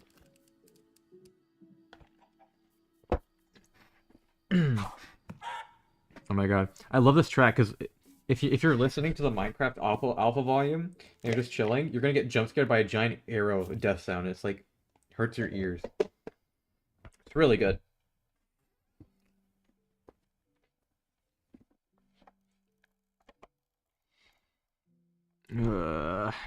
There's no trees. I need to reference how to draw a tree. I think trees are one of the most annoying things to draw because they're very inorganic shape in a lot of ways, but at the same time, it's also very easy to draw them, but you have to draw a lot of them. And it just makes it such an interesting ordeal to draw trees because on one hand, it's not hard to draw, but that makes it really annoying when you're having to draw a ton of them and they start looking weird because, like, if I can't draw something this simple, you know, then it starts weighing on your conscience. Dude, I love the way freaking Kishimoto draws trees, though. Like, Naruto... It's funny as Naruto, like... Naruto! Sasuke. That stupid clip, oh my god. Yeah. Like... Yeah, just Naruto's art is really good. There's not much to say about it. I always kind of felt icky about it. I never really cared about it. But then I, like, looked at it for art reference, and I'm like, this is pretty damn good. Like, everyone always glazes Bleach and all that. And all these other series for the art. Naruto, though? I can't lie. Out of all of the big three, Naruto has the best art. Just flat out. It's so effective. Wishing that random quarter after drawing trees for our stream chat, my cook. I have no idea what that means, to be honest. I might be a bit slow. A random corner. Why would I look at a random corner? Is this a reference to, like, being, like, schizo or something like that? I don't know. I saw some video of a guy talking about being in a mental health ward, and he was stuck in there for so long he started hallucinating trees or something. That's what's really awesome about mental hospitals. They're meant to, like, fix you, but then they just make you worse because they make you, like, start hallucinating from being, like, socially deprived of, like, any stimulation. Like, yeah, like, I'm sure it's gonna solve my mental health problems when I start seeing the Hat Man every night. Yep. I feel like there's gotta be some level of, like, monetarily, it's better just to make people worse so that they like, stop being, like, a detriment to, like, whatever workforce society crap. So, I mean, think about it, right? If you're a billionaire and you control the world, if someone is mentally unwell, like, sure, you can exploit them for, you know, mental health treatments to, like, make more money as like a pharmacist CEO or whatever. But let's say they get so detrimental to the point where they can't work, you can't really fix them. Like, they're just sad and not doing much. They're not contributing to the economy. I mean, think about it. You just pull some strings and then make it so they finish the job, you know? If you're a rich billionaire, I mean, that would be the best way to start making, you know, more money off of, like, society, right? I don't know. That's probably what Big Steen was doing. He was like sitting in his little office being like, all right, this person's too depressed, they need to finish the job so we can make like extra dollar in the GDP. I'm getting shadow banned instantly. No way. I feel like that's gonna happen to me. Like like Elon Musk is gonna be sitting in his chair and being like, "Are you Bushy? She's not working a job. She's just drawing stupid manga. She's draining the GDP by sending money to like, I don't know, other countries." Yeah, get rid of her. Bye bye. They're gonna send, I don't know. I'm gonna open up like my ramen noodles one day and it's gonna like explode in my face.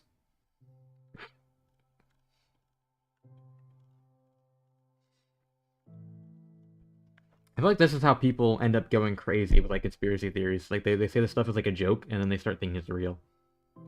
I mean, there's a level of truth to anything you say, technically speaking, but that's where the hard part comes in. You know, figuring out how much is truth, how much isn't. That's why politics are so dumb, because people will tell like 1% the truth, everything else is made up. But because that 1% is the truth, people can't tell what's true, what's like real or not. Really fun.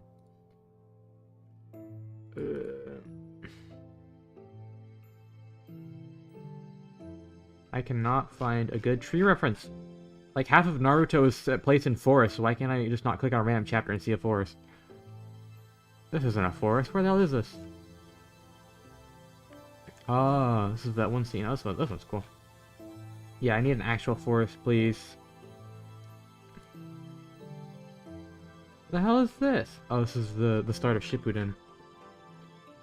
Yeah, if you ever watch Naruto Shippuden, like they start it with like the start of it's so weird. I can't even lie. All right, finally I found a good reference. Only took like 2 hours. I'm gonna turn my fan on because it's getting hot in here. You know, I should be taking a rest because exercise-wise, because my body, I'm pretty sure I have like some kind of imbalance mineral-wise, and my muscles have been like not healing properly, so I'm like really exhausted. But at the same time, like I still want to go outside anyway. So like in a bit, like a few hours, I'm gonna go outside. But I'm probably gonna end up like dying from it at some point, which is like really awesome, just because I wanted to keep going outside.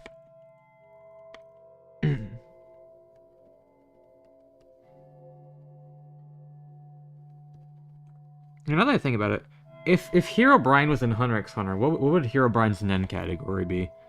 Because like this is like, I remember this song was like everyone thinks about Herobrine when they hear this song, but what would Herobrine's Nen category be? Because I think you got to really think about this, right? Because there's different personalities attributed to the Nen categories, but what is Herobrine's personality anyways? Because I feel like there's like everything's about how scary or how to summon Herobrine. Nobody talks about how Herobrine is doing. All right, I feel like Herobrine. We got to think about where he first showed up. Like he was next to some chickens back in beta. He was watching a player. I think Herobrine. He might have social anxiety. I think that's what it is, because if you watch people but then you like run away, that's a common sign of social anxiety, right? So I think he just wants to show off the Minecraft player, you know, their cute little builds or whatever, like his little tunnels. Like maybe he was looking for diamonds. He was trying to find diamonds for the player to help him out. Maybe Herobrine's just misunderstood. Like there's no reason for Herobrine to be evil. Like that was never part of the lore that Herobrine was evil. You know what I mean? Like, whenever you have any of these, like, creepypastas, there's always, like, some indication that they're evil. But Herobrine, he's just watching over you. You know, he's like a little guardian over you, right? Like, it's only ever in, like, the fan made. Herobrine, you made some podcast. Herobrine worked at a Los Polos Hermanos, hence being next to the chicken. Maybe. Maybe. But here, yeah, Herobrine, he's just watching over here. Like, I don't think there's ever been any, like, official Herobrine lore of him actually being, like, a bad person, you know? Like, also, if you think about it, I think, if you ever seen the Minecraft mob schools before it became, like, Kids Flop, I think Hero's a pretty... Because he's always the teacher. You ever watch those videos? He's always the teacher. He's always trying to help other people. He's always trying to better them. He's always trying to be an educator. I think that there's not a more upstanding citizen job than being a teacher. You know what I mean? Because you were sacrificing not only being paid well, because teachers get paid terribly, but you are working to raise the next generation. You know, and Jay, how are you doing, Jay? Jay, do you want to be on stream? Jay, do you want to do a dual stream? I can call you right now and put you on stream, but I don't know, you might be busy. You might, oh, I think you're working on the video, right? It is much easier to be on a stream with somebody else. I will say that. Like, if anyone ever wants to be on a stream, you know, I'll split the screen. I'll call you. I'll split screen it. You know what I mean? Have a good time. But yeah, what was I saying? Yeah, Herobrine. He's a teacher. He betters the next generation of society because, like, that I don't think Herobrine's evil. I could be on stream one time. Sure, I'd have you on. You can work on a level if you want. You can stream it, and I can have it on the second monitor. Or on the split screen, like I did with Juke. But yeah, like, I don't think Herobrine's evil. And what else is there with Herobrine? What else is, like, canonically part of his lore? I'm not the biggest Herobrine expert. But yeah, like, think about the what was it?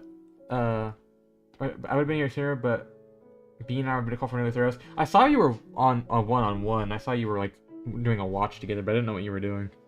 I assumed you guys were maybe, I don't know, hanging out.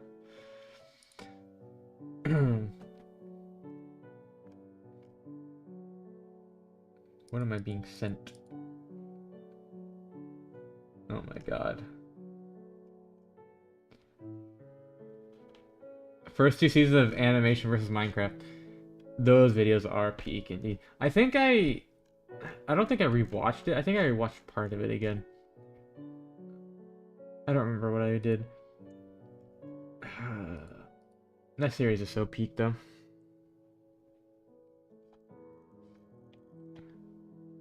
What was I saying?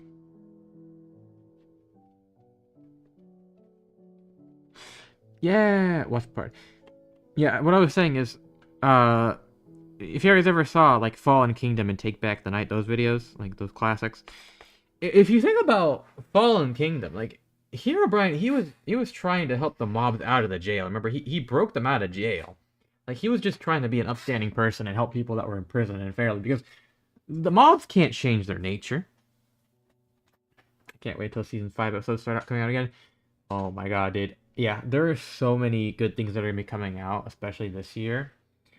Like, dude, oh my god, it's gonna be a good year. Like, I think 2026 is gonna be a good year. Like, there's, you know, typical silly stuff that happens, but there's a lot of very fun stuff coming out this year. So I think it's good. Ped Switch version of Herobrine. Well, I'm going off of any version that seems to be in character for him. And yeah, Fallen Kingdom Herobrine, he's just helping the mobs get out of jail. Because think about it, why would they be imprisoning mobs in the first place? They're created naturally by the world. No, the creepypasta Herobrine isn't here. 2026 has been a great year, and I think it's gonna get better. Yeah, you got big things this year too, Jay. Like, I'm hoping my manga does better this year. I mean, I'll probably hit like 800k views this year on the manga, I think, as long as it doesn't completely die. Which, if I'm posting more frequently, I don't think it will die completely. But hey, you know, I think even next year I might hit 1 million if I keep going. So things seem to be pretty good, all things considered. I know people tend to consider years bad based off of, like, world events and all that, which is kind of stupid, because if you base how good a year is off of the world events, every single year is going to be the worst year of all time, because people are just going to be doing bad stuff every year regardless, you know what I mean? Like, there are certain things, like, you know, you could say COVID, like, that is a very global thing. So obviously, you know, that is going to be something that you could consider a bad year.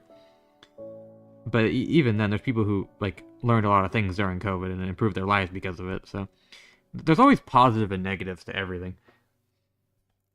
But at the same time, like, you know, that year was pretty bad. So it really depends on who you are as a person, depending on which year is good or bad.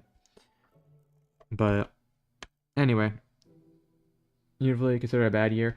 I don't understand why people consider this year that bad. I mean, oh, 2020. But yeah, no, speaking of 26, like, I saw people at the start of the year being like, it's only this much into this year, and it's already this bad. I see people saying that. Like, but I haven't seen it as much as this year, but I see a lot of other years, but people still say it this year for, like, whatever stupid events happen. Best year was 22, just for the fact that Russia invaded Ukraine. Yeah, that stuff is great. I think Juke said it the best earlier, is that, like, the thing that's wrong with the world is the human ego. And we watched Vinland Saga together. Like, I already saw it, but I watched it with them because he was watching it. And there's a scene where Thorfinn says that, like, hatred and all that, like, only causes more hatred, you know. And I can tell he's been thinking about that a lot, because we're having a bunch of discussions about it. But it is such a true thing. If you spread hatred yourself, you will cause more hatred. And that is what all of these conflicts in the world are about. It's about ego and hatred and all this stuff. And if one side just decided to run away from it, not bother with it, I think it's just smart not to dwell on stuff outside of your control. Yeah, that's what I've kind of learned. Like, when you step away from, like, politics and stuff, your life becomes so much better. All emotions are infectious. That is true as well. That is true as well. I mean, there's a reason why if someone's crying, you know, you feel sad, you know, like, depending on, you know, things. But yeah, I think people also forget that, you know, humans are social creatures, you know. We understand each other's emotions. We have empathy. Most people do, usually. Sometimes, it seems like. But yeah, if people just talk to each other, just try to understand each other, guess what? Wouldn't be problems, because we're built to understand each other. That's how we survived, but people don't want to do that.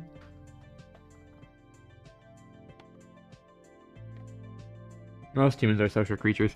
Yeah, you know who isn't a social creature? My freaking cousin, who leeches off of their parents and then hates them anyway, and then threatens to off themselves so they get more money for Discord Nitro. Very. Droopy like Ricochet's a banger? Yes. Actually, when we do the stream where I'm there, the Beach Industry Scott Buckley music, I will do that 100%. Also, Jay, I was going to ask you this. Is Luke Hash's music gonna get my stuff copyrighted? Because I know you built a level with the Kingdom in 1984, and you were streaming it. I don't know if it ever got any claims on it because of that.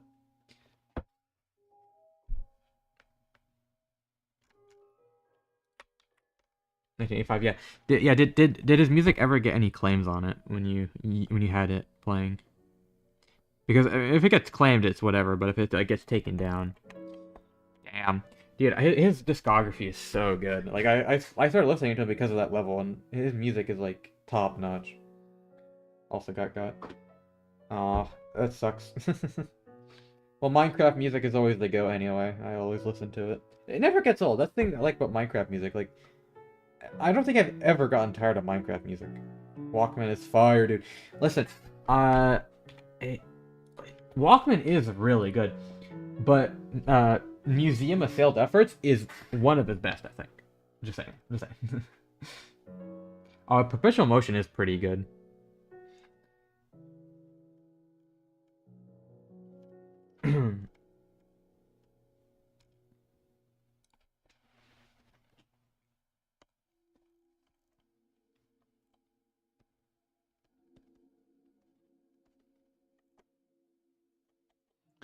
A new Lukash song dropped today? I did not see that. I'll check it out when I go outside.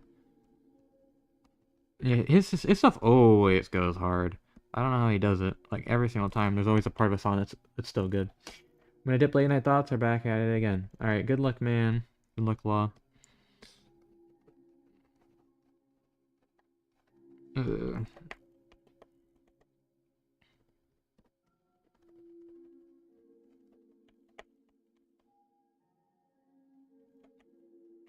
I did not need to put this much detail into this background. It's gonna take me like a bit to color as well. I'm gonna be lazy. You know what? I'm going to only do one background. Because what I can do for the other ones, I can do what I did in chapter like 26, where I just had like some blotches of color that made it like an outline of a background in the back, and it actually looked good. But I don't know. The thing with backgrounds, work smart, not hard. Yeah, the thing with backgrounds though is the more backgrounds you draw, the more like you make dynamic camera angles to like show off more of the scene. Um, the more it gets immersive, the more it feels more like you're there. And that's one of the things that's really difficult for me when I'm making a manga like this is I want to show off as much of the scene as I can, but then at the same time it takes a lot of work. And I just end up in this weird loop where I want the scene to progress dynamically with the characters, but I also want to show enough of the scene. And so if you see here, I have them continue their conversation, but I show off more of the scene. I show that he uses ice skating ability to get over to where he's at right now by using this. And people that play the game will... Ever heard of a YouTuber named Starfish Face? I don't think I have. I'll have to explain the lore. But yeah, they continue their conversation, and it shows this part of the land where he used his ice skate ability to get onto the land. And so I'm saving myself from having to draw more of the characters, but I'm also expanding on the scene by showing how he got there without saying it directly. And I think this is a good way to continue the scene, the conversation. But yeah, like this is stuff I need to try to get better at doing and think more about. She's made a few YouTube videos on how to make a webcomic, and I highly recommend them. Yeah, I might look into that then. I'll write that down just to look at later. I tend to avoid that stuff mostly because, like, I mean, I probably should look at it. I shouldn't avoid it. But when I started out, I just wanted to just draw comics like I did normally for, like, ever since I was a little kid, just drawing little comics. And so I kind of just avoided looking into how to professionally do them and just did it my own way. And I kind of figured out a way I like doing them. But I think it would actually do me some benefit to see more how to do them. I mean, I think I do them pretty good. For what it's worth, but I can always learn more stuff. It's never bad to learn more. That's how you get better. Like the people who don't want to learn more always end up faltering.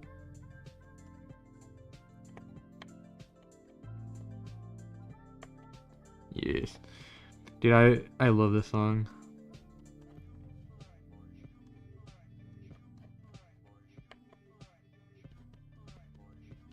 I have no idea how to draw waves. I'm just like guessing right now. You never know everything about something. Yep. I really gotta have a better schedule for practicing and studying up on stuff, because I was looking at some of my shading I was doing like a few months ago or whatever. I was like, this looks so good. Like I obviously can still do it, but the thing is I try to draw in a way that I can replicate. And so when it comes to stuff that's more unique and creative, shading-wise, I'll look back at it and I'll be like, well, I can't do that. Like, that's my first thought, like, well, that's something that I can't do, because it's very abstract compared to, like, a replicable way of doing it. And then, I don't know, it's like, I don't know how to put it. It's a bit overwhelming because what I like about anime specifically is that when I look at the art in an anime, it is very replicable because it has to be animated. And that's what I like about referencing from anime and mangas, because it's all very replicable. But more polished art pieces that have a lot of shading, like, they're cool and all, but I don't see the replicability of it, and that's where it gets kind of overwhelming for me. And that's why I draw a lot of my characters with very simple cell shading, because it's very simple and replicable. And occasionally I'll do covers with more shading, but I don't know. I think I'm just meant to be an anime artist of, like, you know, studio-style anime more than anything creatively abstract, I guess. With that being said, it's good to still learn the other stuff, so always working on that. Yeah, they always have to make objects and characters only have some detail because the more detail there is, the more time it needs to be drawn for each frame. Yeah, but what comes with that is it's not more lazy, it just means you have to be more skilled with how you're representing stuff a lot of the times. And that's something that I really admire in it, because then you're learning how to use minimal lines. One of the reasons I love stick figure animations. Yeah, they are pretty good. Yeah. The only reason I don't do stick figure stuff is because, like, they're cool. Right, that's about the intent. I think you pretty much have the time, detail, spent ratio, push nailed, I think. Yeah. If you look at, like, this page, like, this is the most detail I ever do. Like, I did some reflective shading on this, which it wouldn't be this reflective, but I just wanted to have, like, very silky hair. If I remember the manga, this looks really good. Thank you. This is the most shading I do, and even backgrounds like this, I just do 2 colors on the shading, and then I just add a glow effect to add the sunlight. Like, this is very, very simple, and it looks pretty good. And most of what I add to make it look more detailed is just filters to increase the contrast and add a bit of lighting to it. And that all comes together to make a pretty good thing. And it makes a huge difference, too, with backgrounds, because a lot of people, they put in no effort in the backgrounds. They just screenshot a 3D model, and it looks so bad. Like, at least when you trace a model that you've already made, or you just use some basic perspective work to make something from scratch, it looks so much better. If you put in too much detail, it can look uncanny, so less detail is sometimes more appealing anyway. Yeah, if you ever do more detail, it's always for, like, some kind of comedic effect or impact, if I ever do that. And sometimes I put a lot of detail just to make a scene look more cool. But it's kind of rare. But yeah, I mean, I did the math, and I could release a chapter probably every week of this quality. It would be only 8 pages per chapter, but I definitely could do that. And if I stream, it's going to be a lot easier, because part of the reason why I struggle with drawing a lot is focus, and if I'm streaming, I have to focus drawing because I'm entertaining, technically. So I think that's going to help me a lot with productivity. We love simple but effective. Yes, I adore simple but effective.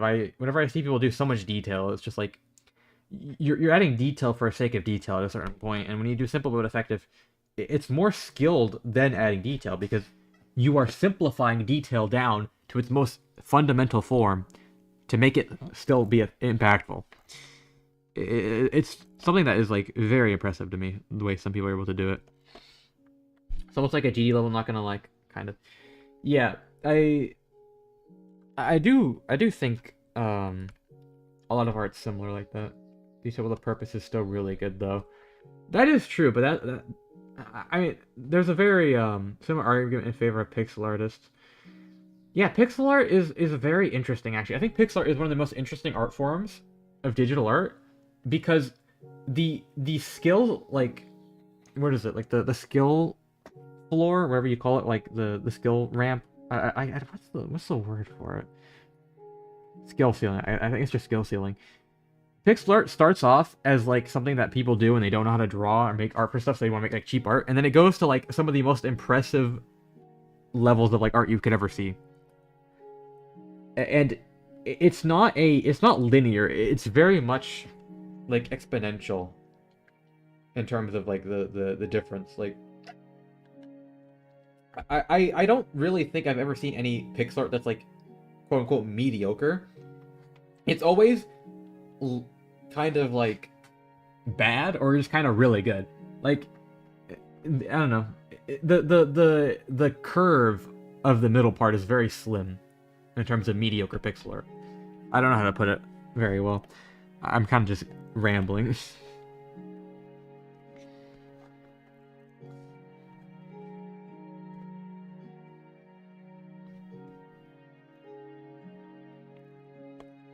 But you know what? I know why that is.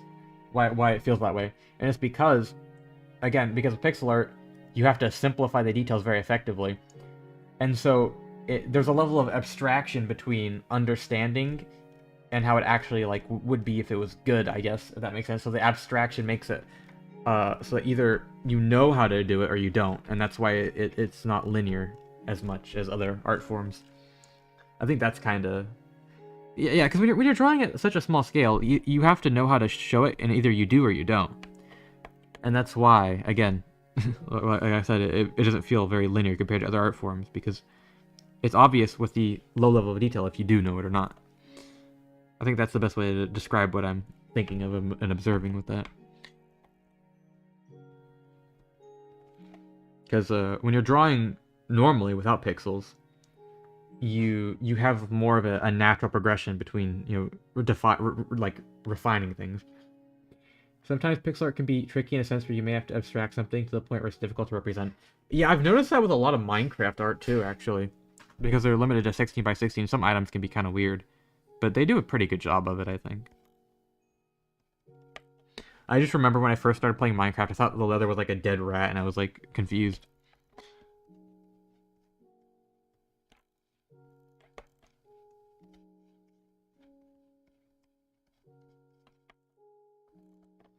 Doing it poor because we're looking like an overcompressed JPEG. I haven't seen that as much. I think that's more for like, I don't know, certain types of styles that it looks like that. You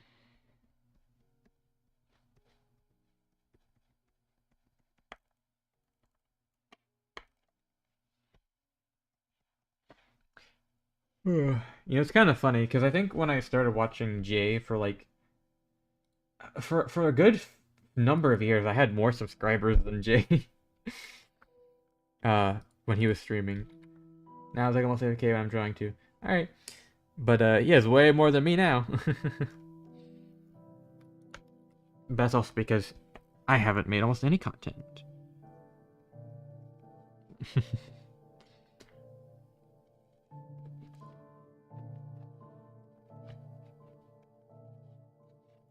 I do hope I get more viewers and all that though from streaming now.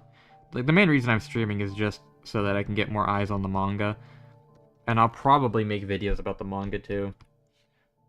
And videos will get more views than a stream would, but if I stream every day for a few hours, then it will eventually get a bit of an audience, just naturally.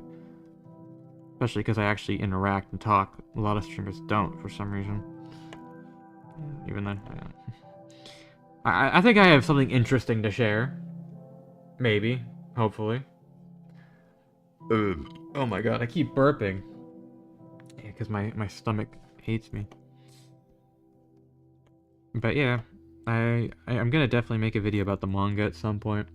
And the only reason I'm even bothering, like, I don't care about people seeing it, necessarily speaking.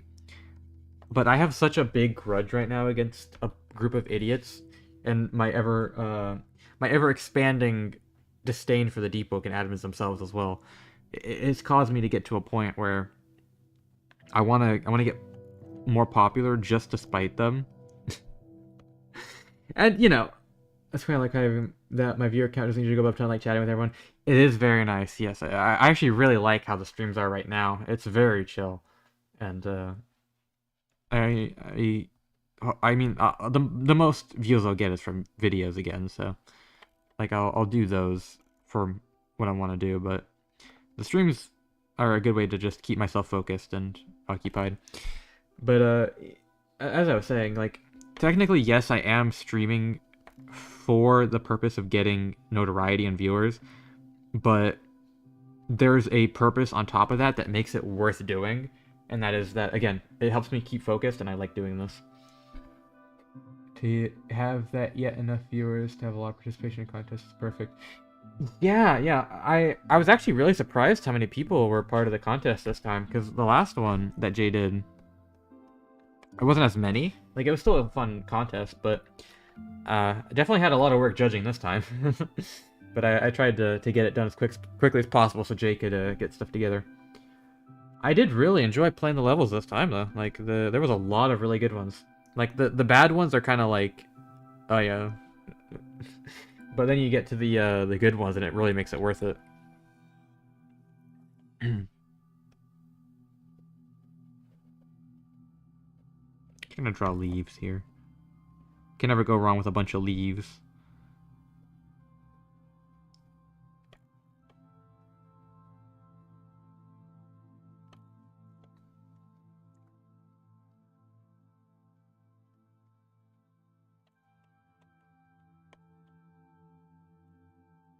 True.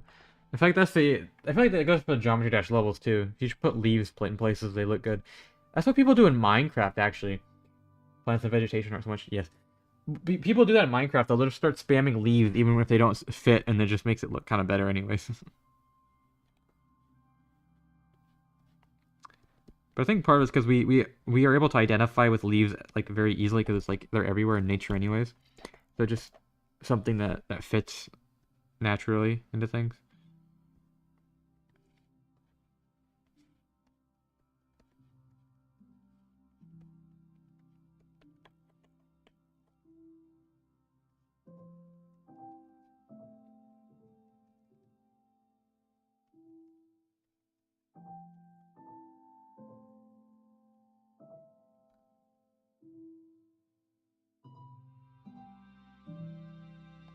Trees are so hard to draw at lower angles.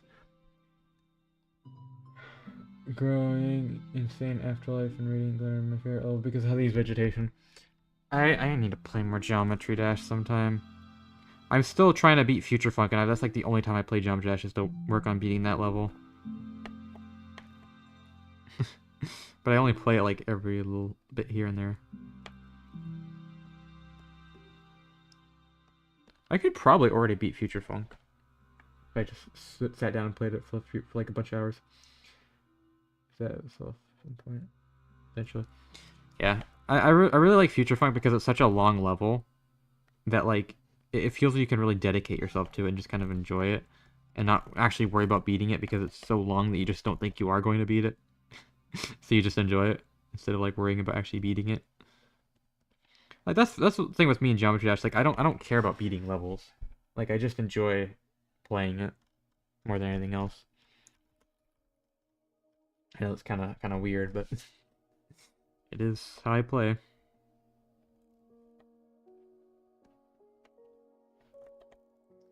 I feel uncomfortable for that reason. Those do seem like good levels for that as well, from what I recall. I feel like when you play Geometry Dash to beat levels, it just isn't fun. Which I know sounds kind of silly, but if you really think about it, I mean, it kind of makes sense. I already beat both of them. Come back and replay me if I don't rebeat them. That's what I like to do with Deep Vine Path. I love playing that level. Like that's why I beat it twice for daily and everything, because it's just such a good level.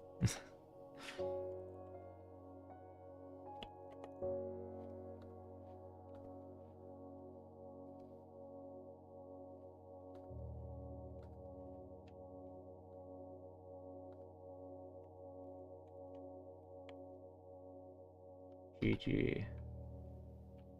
Yeah. Well, I did all the backgrounds for this page now. I just have to color everything in. I can't lie. I did pretty good on the detail this time. I think, at least. And I'm going to take a break for a second, because I need to do something for 1 minute, and I will be right back. Literally 1 minute, I promise you. I promise you, so don't leave.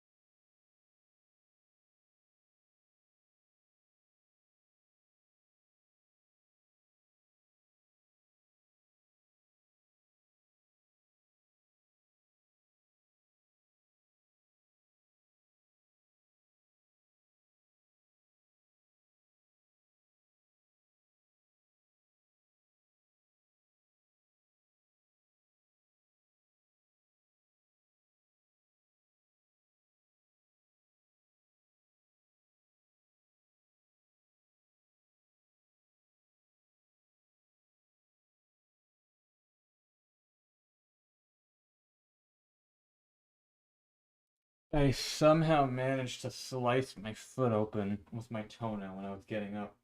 I don't know how, but I did manage to do that. It's on the side of my foot too.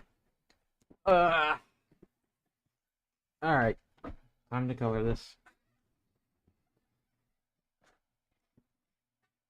Uh,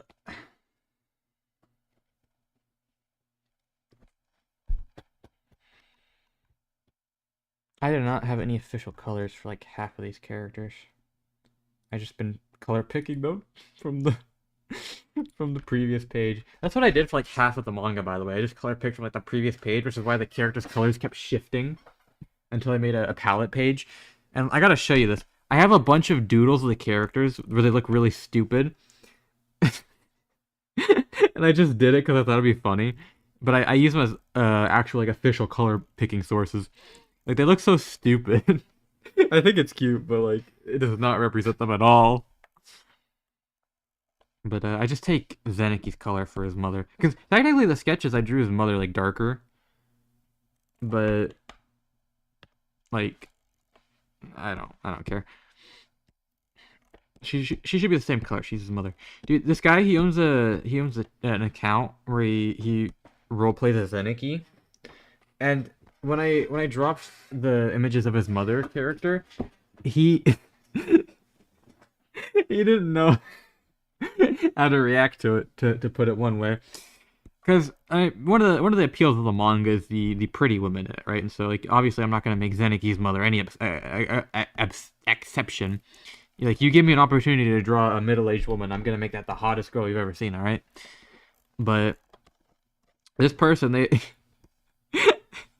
they kept having to say they kept having to say like um she's hot, but like no weird though. Because I kept showing the images of it. Because they wanted to comment on it, but they're still on the Zeneki role playing account, which made it so funny. But yeah, that is a thing. Do I not have any official colors for him? I just have to get it from the page two. I'm going to finish this chapter in like 12 days, I think, total from when I started the this chapter, which is really good considering I started this chapter when I had drama and I was sick. So I kind of managed to lock in more than I expected, which is pretty cool, to be honest. But I don't know. I hope I can maintain that, because if I can, my manga will get even more popular, which that's the only thing I care about is more views, because I hate drawing. I just want more views. No, dude, he looks so cool here. I can't lie. Like he looks so aura. I want to draw him with his shirt off and just have like a giant thirst page of him, because he everyone thinks he's a bum because of his I can't spoil it in case someone's gonna see this, but it's not him. So someone that's not him, everyone thinks it's him, which makes them think he's a bum. But he's actually like this really cool guy. On how long on average does it take a chapter to take to finish? I think I calculated it when I was doing like 16 or 12 pages per chapter around there, and I think I calculated it takes like upward of anywhere from like 200 to 500 hours. I don't remember how accurate that was. I don't know how much it takes me now. But I mean, hey, I can probably count the streams once I do them to see how long it takes. Once I do more of that, once I have streams that cover a whole chapter being made, then that would be something I could do. But I think it takes me, let's say if it takes me 15 days on average to make a chapter if I stream for 4 or 5 hours every day. Let me bring up the calculator, because I do things a bit lazier now. But let me see. So let's say 5 times 15, because I do draw off of stream as well. 40,000 level. Damn. Well, okay. I think now it probably takes me anywhere from 75 to 100 hours per chapter. I think. which is good because that means I optimized my workflow a lot. And I definitely did optimize my workflow a lot. But hey, I mean, that is enough hours that I could feasibly do it every week. Maybe. Maybe speaking. I mean, I'll probably do a chapter every 10 days. Because the hard part about keeping up with the schedule, and I don't know how manga authors actually handle this, but sometimes you can't draw as good as normal no matter what you do. And something that sometimes that can last a few days, sometimes it can last like a week. I have no idea how manga authors professionally handle that. Because what are you supposed to do if you can't draw? Like, you're gonna fall off a schedule, right? I don't know how they handle that. Like, they're still able to draw like normal. It's astounding to me. I've gotten better as I've gotten more skilled in handling it, but at the same time, like I'm not able to like completely avoid it when I'm not in a good drawing mood, I guess. I don't know. I think it helps to have assistance and all that too, but I don't know. It's pretty weird for me. It's got to be related to like I don't know. I know that happens to other artists though, so it really confuses me.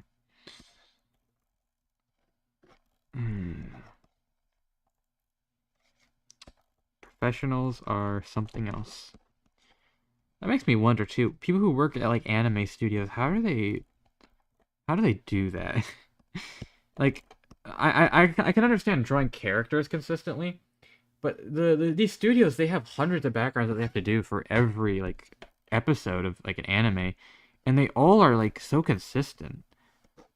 Like, I don't think background animators or not. I don't think background artists get enough respect for what they do because they are probably like the most important artists in the entire like chain of like an anime production. Because again, character artists are important, but the entire world that you're experiencing is being drawn by the background artists. Like the characters are such a minimal part of that. So the fact that they're able to have multiple people working together, making it look so similar for each background, and like have multiple continuous background shots, how do they do it? Because you're having to paint stuff to look like semi-realistic when it's in an anime style, and yet they're just able to continuously do it replicable over and over again. Like, what am I missing? Like, I wish there was better resources on this stuff too, because you can't find any good resources for backgrounds online. It is so difficult, and I've looked very much into it. Like, I found some, but a lot of it just boils down to like experience more than anything else. But then there's also the techniques that come with experience, but it helps to actually learn them, and they're just kind of in a weird loop. I don't know. Maybe I'll try to find videos of background artists working, but those are kind of hard to find. You don't really find much official stuff like that. My throat is still hating me.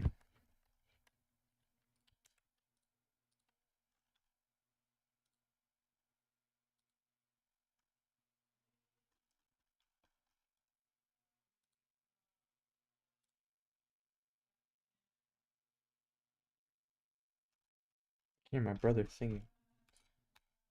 I am on here later.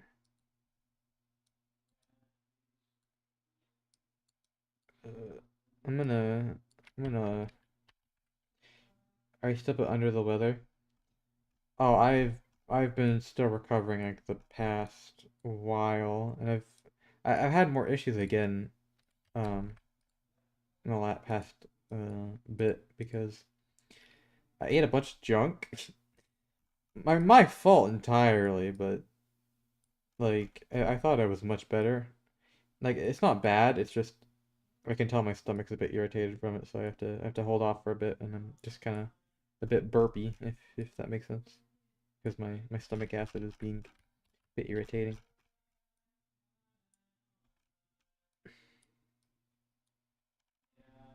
But I'll be fine in like 2 days as long as I just keep eating like rice and stuff. Then I can eat more junk again. I feel like that's what I'm gonna be stuck in now, like a perpetual cycle of like recovering enough so I can eat more junk and then recovering, I guess. Because like here's the thing. Like part of the reason I wake up every morning is so that I can eat some like good food, you know what I mean? Like food is like the reason to live for me half the time. Uh, but you also gotta savor it, you know what I mean? You gotta have it sparingly so you can savor it and have it be more meaningful. But sometimes I eat a lot of junk food anyway. So food can be really good. Can be. I I need to stop talking as much because my throat is hurting. How do streamers do it where they talk for so long? I don't know how good the food is in Florida. Um, I mean, it depends. I mean, food in general is gonna be pretty consistent wherever you go. It just depends on like what you're eating. Because like, fast food obviously is gonna be pretty similar no matter where you are. But my mom makes some really good food. I'll say that.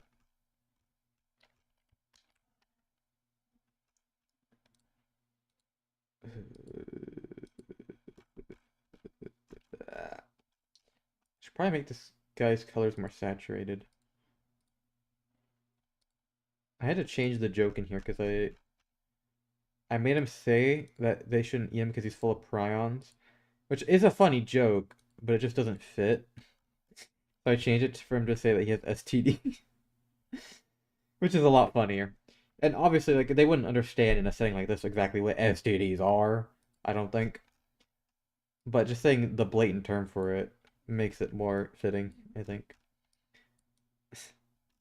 it's such a stupid joke though, but it does make sense. I mean, you wouldn't want to eat someone if they have that, you know.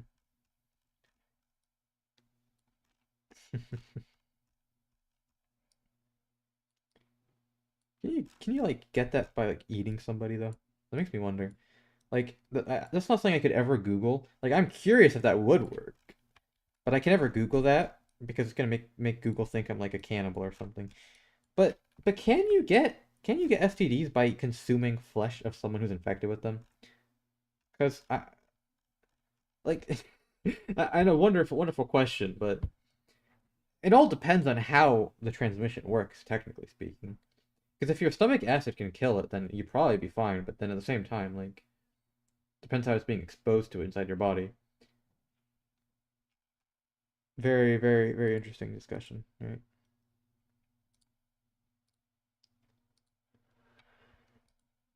Oh man.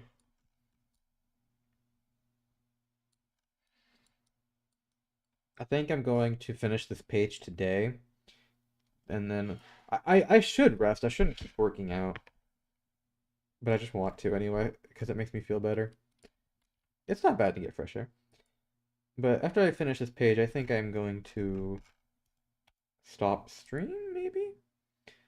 I want to go for a long time, but I think I have to build up my speaking ability to be able to speak for longer periods of time. And it is easier when I have the people. Isn't like cooking and then eating or just raw and feral? Uh, hmm. I mean, can you cook out STDs? I guess you can. I don't know what the temperature they can survive is, but I don't know. I'm not that curious. Just mildly. Uh, and I feel like she would eat them raw though. Like this lady look like someone who's gonna prepare them in a delicate manner. Like she's gonna be eating them raw, I think. Wait, why am I putting her hat on her hair layer? This is like artist stuff 101. Like don't mess up your layers. Every artist mess up their layers though. Like, I don't think there's a single artist who's never messed up their layers like semi like infrequently, but like you know what I mean. I don't know. I remember one time like I drew something on the complete wrong layer, like a whole drawing, and it pissed me off because I couldn't shade it the way I wanted. But something I did notice is that when you get really good at art, you can draw everything on a single layer. Like I mean, that's just what painting is. Like sometimes I'll draw whole drawings on just two layers, To mess up your layers with GD. Oh yeah, with GD you cannot mess up your layers. Like that is a headache of headache. Like that is like a headache of like galactic proportions when you mess up your GD layers.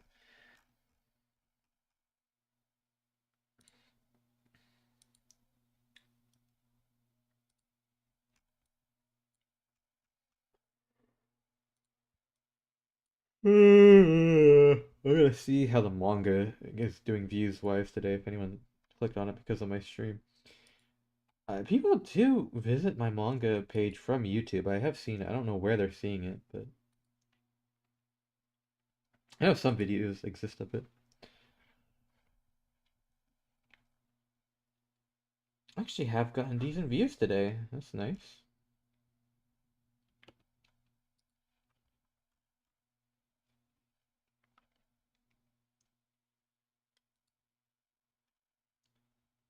I am getting like 6% of my viewers from YouTube for what it's worth. Most of them are from Mangadex and Google though.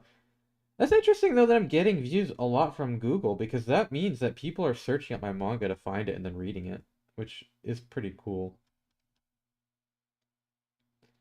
And also I'm getting views from Reddit somehow. Ugh, I made a post about it ages ago, so that's probably what it's from. How did it get? Oh, is it because it was in light? I saw you saying it was in light. That's got to be why, right?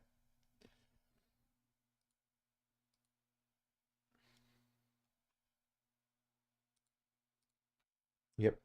Dude, I love Cinder Flame for it. Like I remember when I was first playing it, um, I was really confused, at the start because I don't know, I don't know how to put it.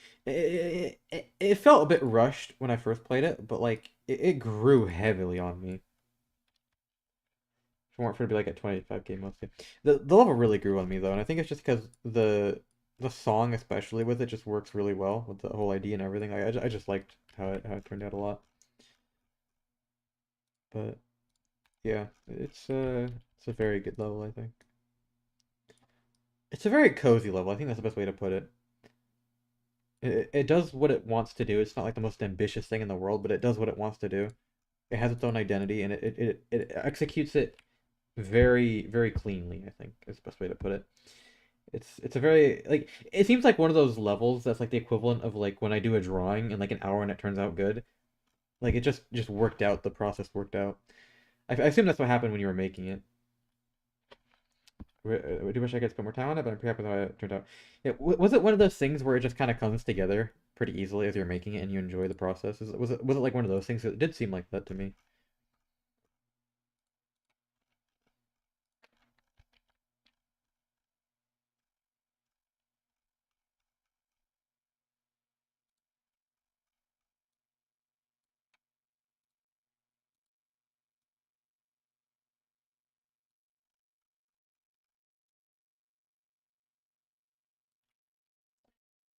I did enjoy it a lot, but it was very close to the deadline.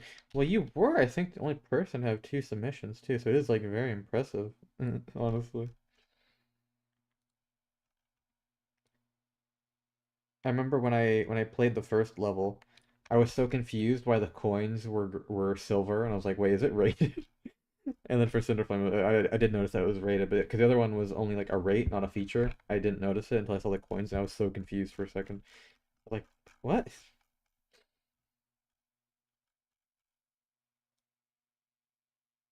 What kind of estimated countries? I didn't notice that though. Hmm.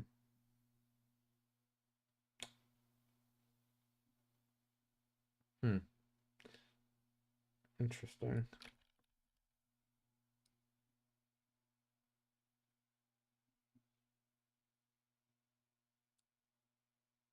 They were on separate accounts. That's why I didn't notice. Yeah, that makes sense.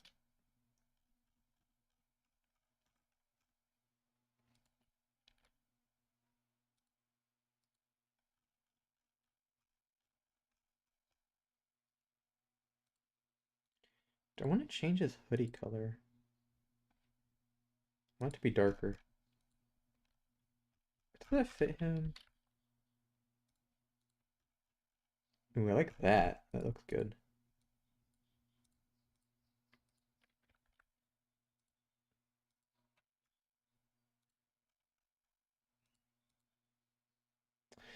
I am so dumb. I did it on the wrong layer again. What was I even using this layer for? Oh, I know why. I'm so dumb.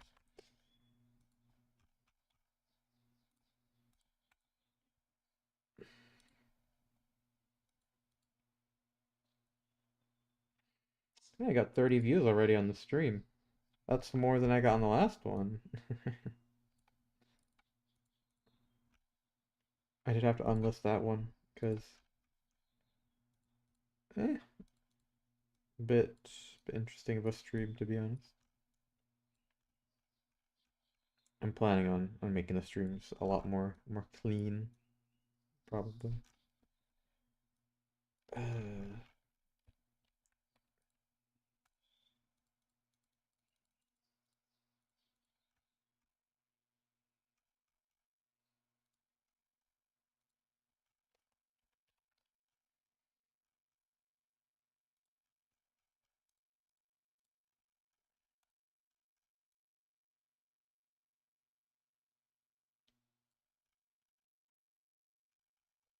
I don't know what I'm gonna do for this part here. I think I might just make it black.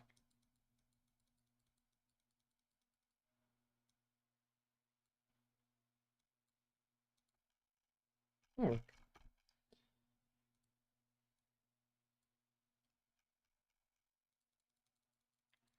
I'm literally doing this with my mouse. I'm not even using my pen. You can probably hear because I have my mic settings adjusted so that you can get like the ASMR of me like hitting the drawing pad.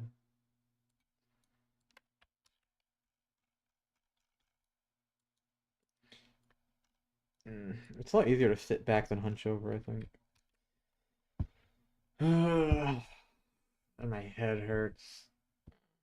You know what? I'm gonna take something so my head doesn't hurt because I can't take friggin' ibuprofen because my stomach lining is already in pain. So I have to take something else. I'll be right back, so don't leave.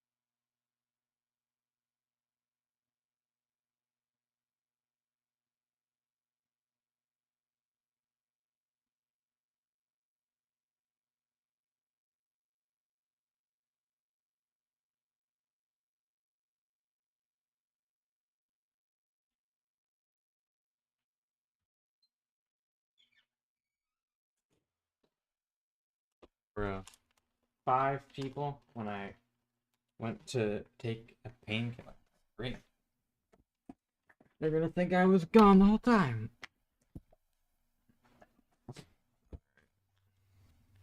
I'm so close to finishing this page. You know what I might do?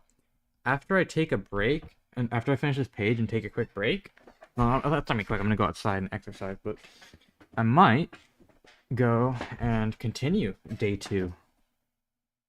Do day 2 continued stream, yeah? Where I draw all night long too, and then the page done or whatever, because I have a freaking school assignment that I want to get done. But I want to finish the chapter first. So I might just try to get this done in the next 12 hours. So that when I wake up tomorrow, I can just do my school assignment. And then I'll continue streaming, making the next chapter. Where I will... I will be... I'll be doing my cover. I'll be drawing a cover page the next stream, most likely. And that's going to be fun because chapter cover page is where I actually go all in and try to make something that looks good with like cool shading. It's gonna be an interesting one too, because I want to do the mother character, but she's eating somebody. But like, it won't be her like actually like eating them. It'll just be like she has some like blood on her like lips dripping down, and you'll see like a hand maybe. Because she I gotta show that she's actually like a bit of a she's more of an antagonist than Zeniki is. She eats people, you know. Gotta have a character that's like scary in that regard, and it's gonna be set up for like later stuff too. But it also fits in our backstory because they were like so poor and they had to eat whatever they could when they were like poor down in the depths or whatever, so they had to eat people to survive. But if you grow up eating something, you might as well enjoy it, right? So that's kind of my thought process of that. Well, she probably would just keep being a cannibal anyway because that's what she's used to. And Zeniki, on the other hand, he's younger, so he would have still eaten people, but he probably adjusted eating different stuff because he was a child still. That's what I'm gonna say. That his mother still enjoys it, but he doesn't. Well, also he had to eat part of his own mother in this backstory, so maybe that made him more adverse against it because it was kind of gross. It kind of ruined it for him, maybe. See, this is me writing my plot live. I never thought about this until now, and you get to hear me live come up with the plot.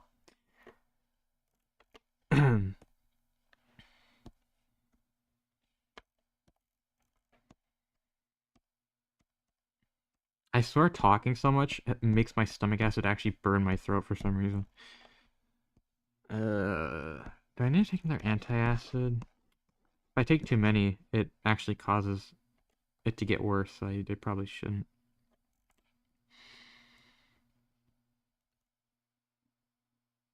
Are they like mantises or something? Why would they be mantises?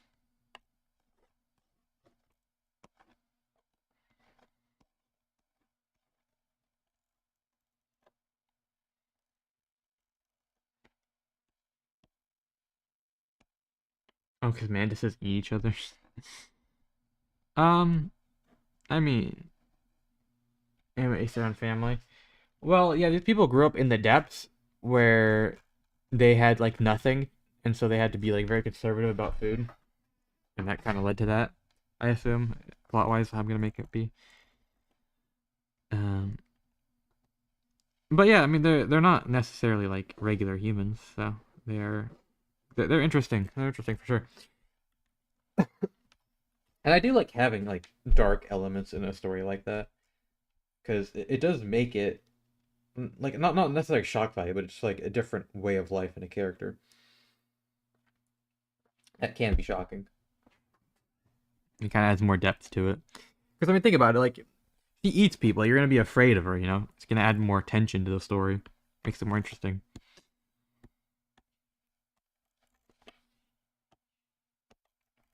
That is not a good color for her cheek. I wonder how many people click on the stream and see it, and are actually from like DEEPWOKEN. Because I don't even know if this gets reached out to people who watch DEEPWOKEN stuff.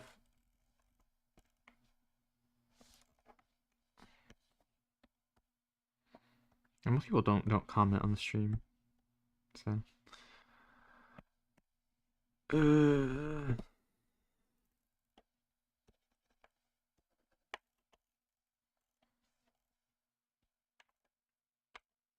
What else? Like I do as markings and other people. I do really hope though that I get more views. No, I think I should make a schedule where like maybe like once a week I make a video or something maybe about drawing, something related with that. But I don't really want to make videos. I need to have a plan for making videos. Like I just I can make a video about my manga and then make more updates about it. I have to find a way to do that. I could do that actually. Like a video like how I made my DEEPWOKEN manga or whatever, and then like adding this to a DEEPWOKEN manga or writing this in a DEEPWOKEN manga, drawing backgrounds of it. I don't know. Just try to milk it because I'm so evil. I want to milk it. There's always some good ideation I can spend time doing for that. I know how to edit videos. Like I've made a lot of videos. Most of them not even on my YouTube channel. I've done like channel experiments multiple times on YouTube where I've gotten like a ton of subscribers and views just because I wanted to like test out how it'd be to do it a certain channel. So I definitely can do it if I wanted to. Um, it's just a matter of what would I enjoy doing and what would make sense to do. Because one of the biggest issues I ran into with making videos in the past is that, and make videos commentary soon, it can be pretty fun, but the biggest issue I ran into it was that I just didn't care about making the videos. Like, I was able to get success on the channel, but it wasn't doing anything I actually really enjoyed doing. I want to do a tutorial series for stick figure animations. That would be awesome, genuinely. Too busy for that currently. Yeah, that's how I feel. Like, I feel too busy to, to make videos. But I probably will do it, because I do have to milk DEEPWOKEN as a brand name probably sooner rather than later because it's not going to be as popular forever, probably. I say milking, but I just want to get what I can out of this. Get 35% flame, which is my success. Dude, I mean, hey, that level's awesome, so it's very fair to get some subs from it. But I have to ignore where most of my subscribers came from at this point. I fully plan on recording the building process of my next level. Hey, you can do it like I'm doing, where I'm streaming it if you want. I love documenting my art process. It's actually very fun.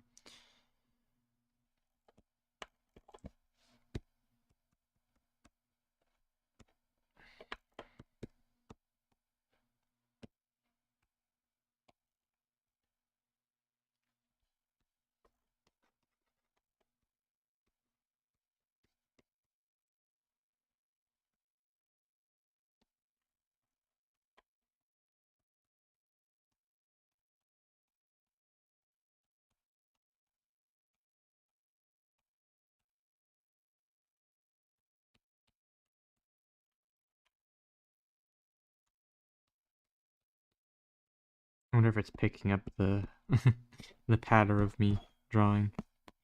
I like how it sounds actually listening back to it. It's like some nice ASMR. Um, but do you guys like the little chibi I drew on the corner, like the left corner, the one with the purple hair? Because I drew it for the stream. I want to keep drawing one before each stream until I have all the characters having little chibis on the side.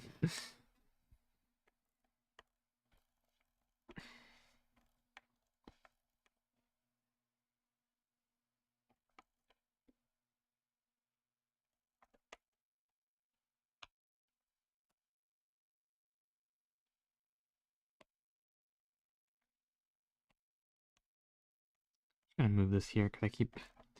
Can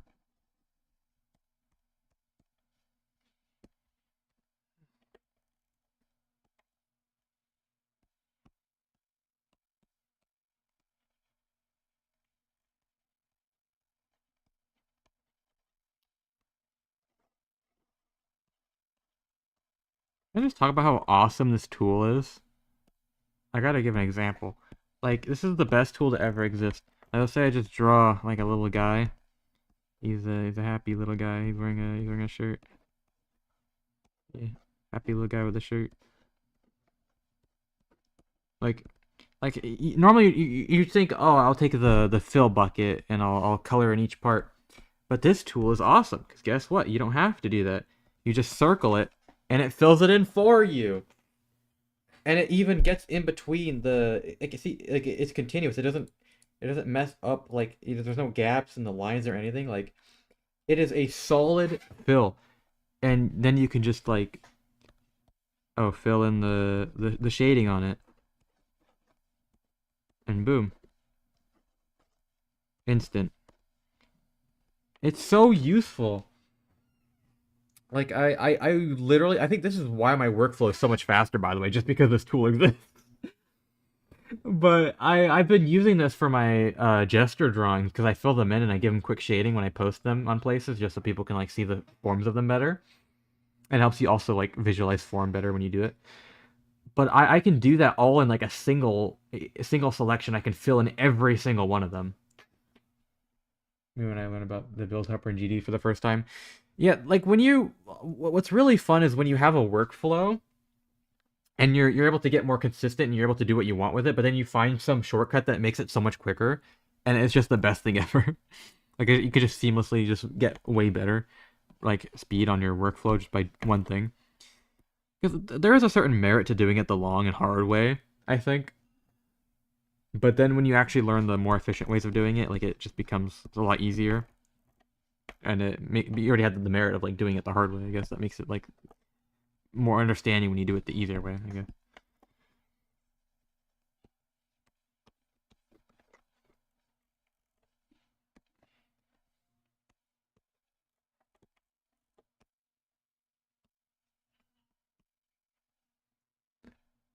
I had that happen this morning, funnily enough. Ooh, what was it?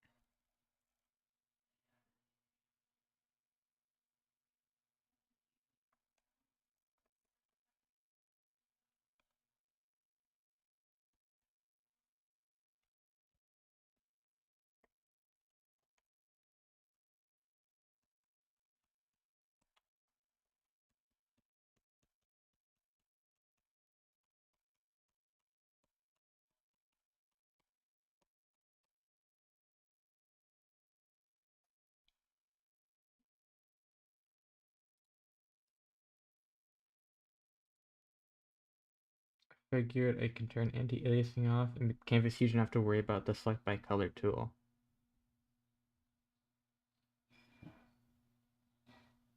Huh. I need to process this. Turn up anti-aliasing so that makes it probably runs faster.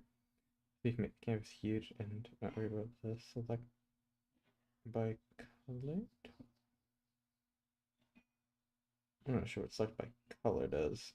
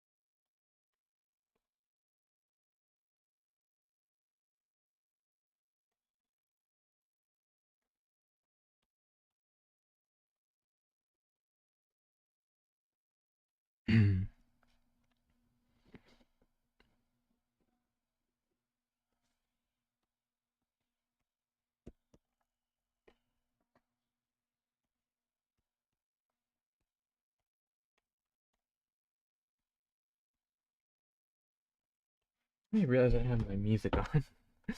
Probably so boring.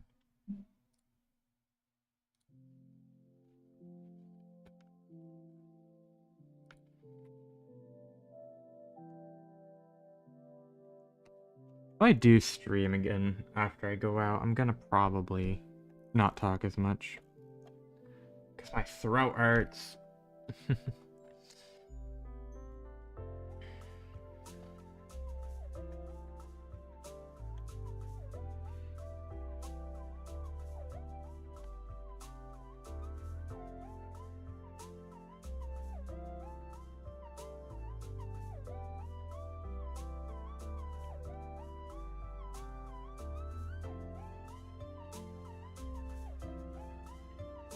Oh my god, he has so much aura.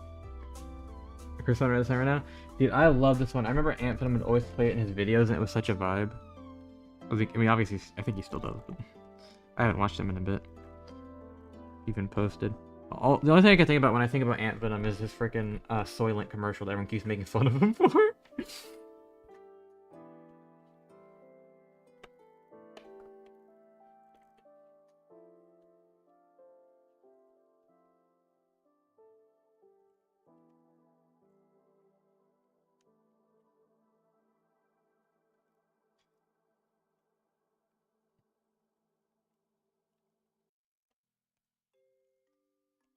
I love this face this guy makes right here. He's just so disturbed with the fact that these guys are yapping about some stupid crap.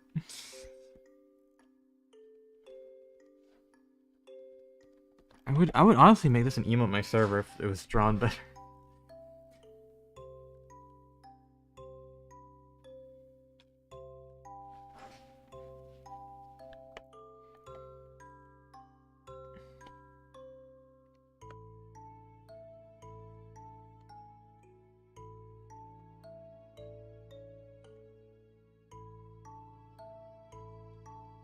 Yeah, I'm gonna pull up Vinland Saga, the anime for reference and shading.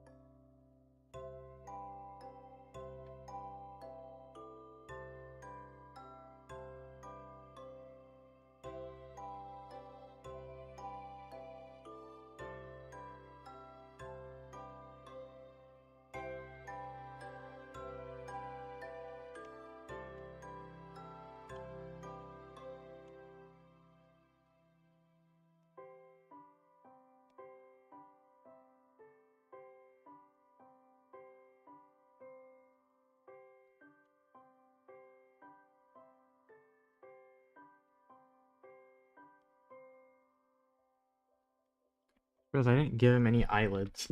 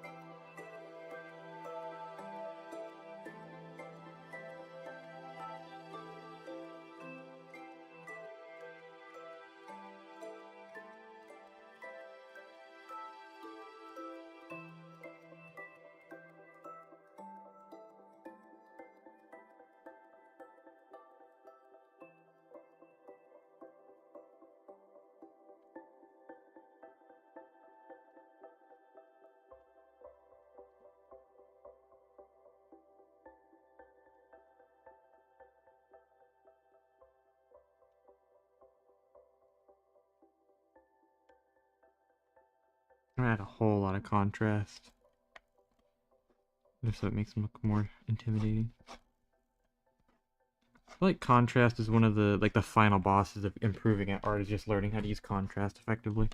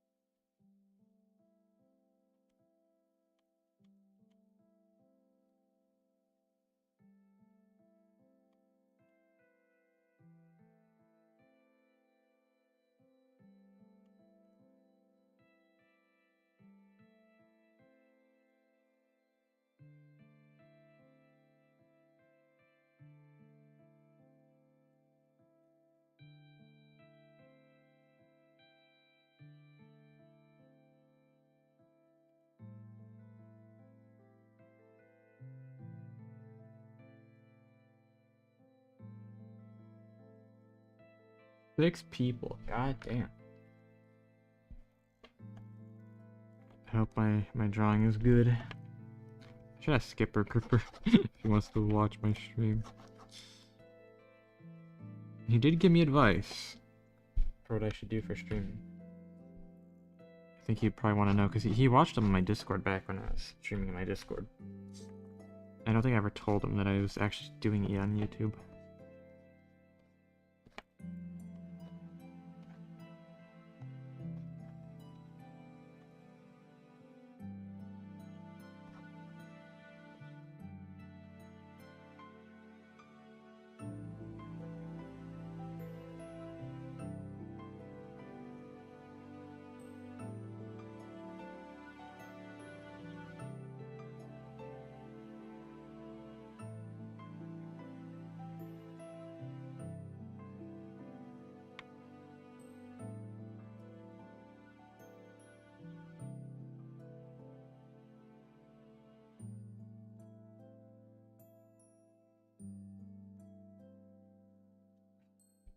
There's so much detail on his face.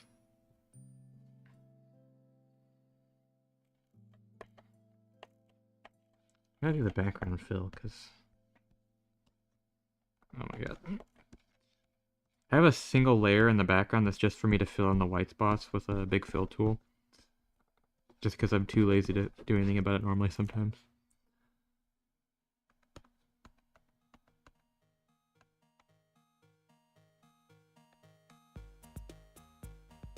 I'm gonna do something silly. I'm gonna go on the layer, I'm gonna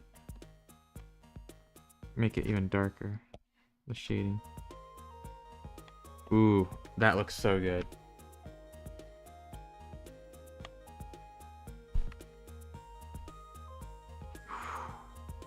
That's clean. I'll do a highlight. I don't usually do highlights, so.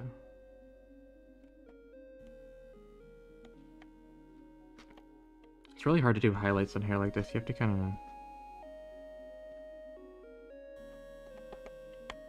be very careful with it.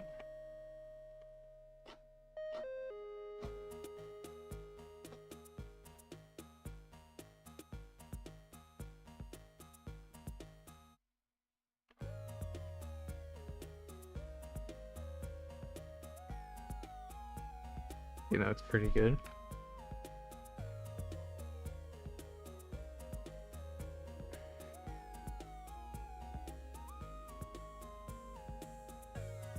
And then I gotta get the hoodie color shading. I found that darker always usually means better when you're shading anything. I don't know why, but it just always better when it's darker.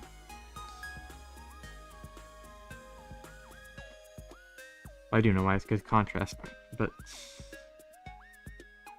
I don't know why it just works so well though. It's like kind of uncanny how well darkness works.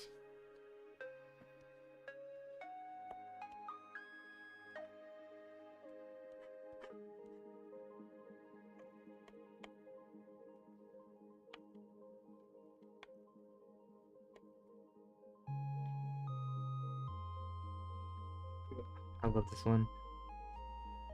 Dog is such a good song.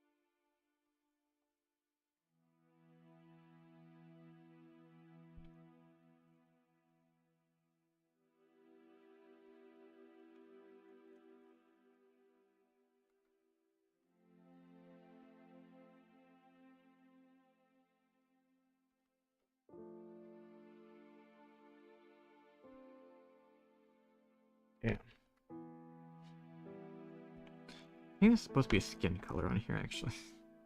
But no, it's supposed to be darker, because... Let's make it black.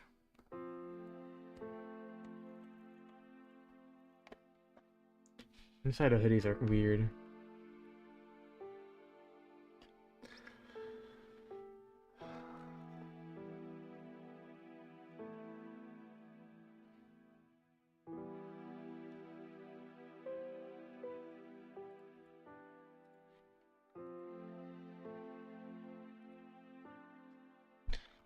Should probably go at 5. And I'll continue to stream after because I don't want to wait for too long to go out before it gets too dark.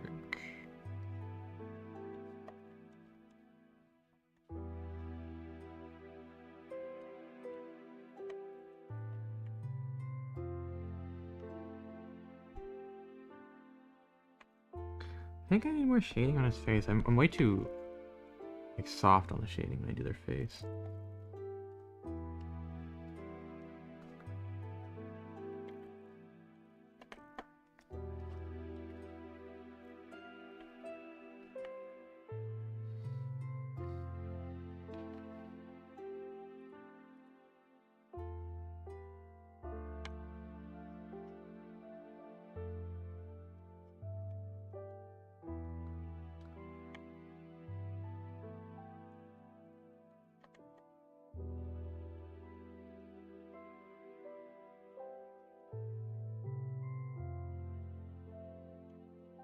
Damn! That has so much more aura.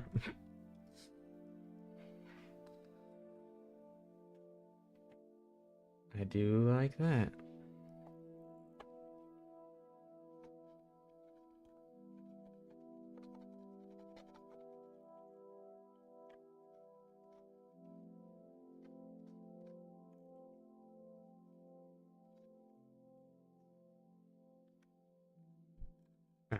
Alright, that is heat.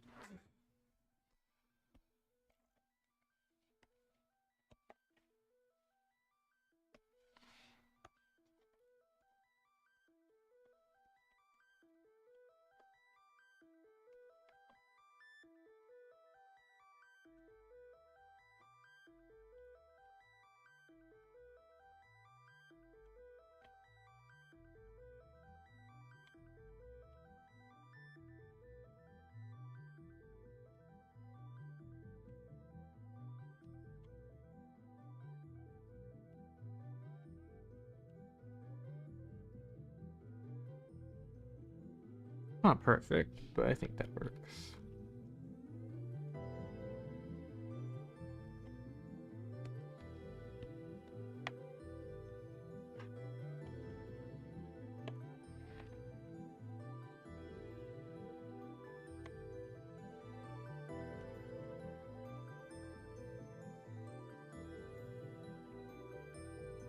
I'll pop over to Bean Stream, have fun outside. Yeah, I'm probably gonna go out now because it is 5.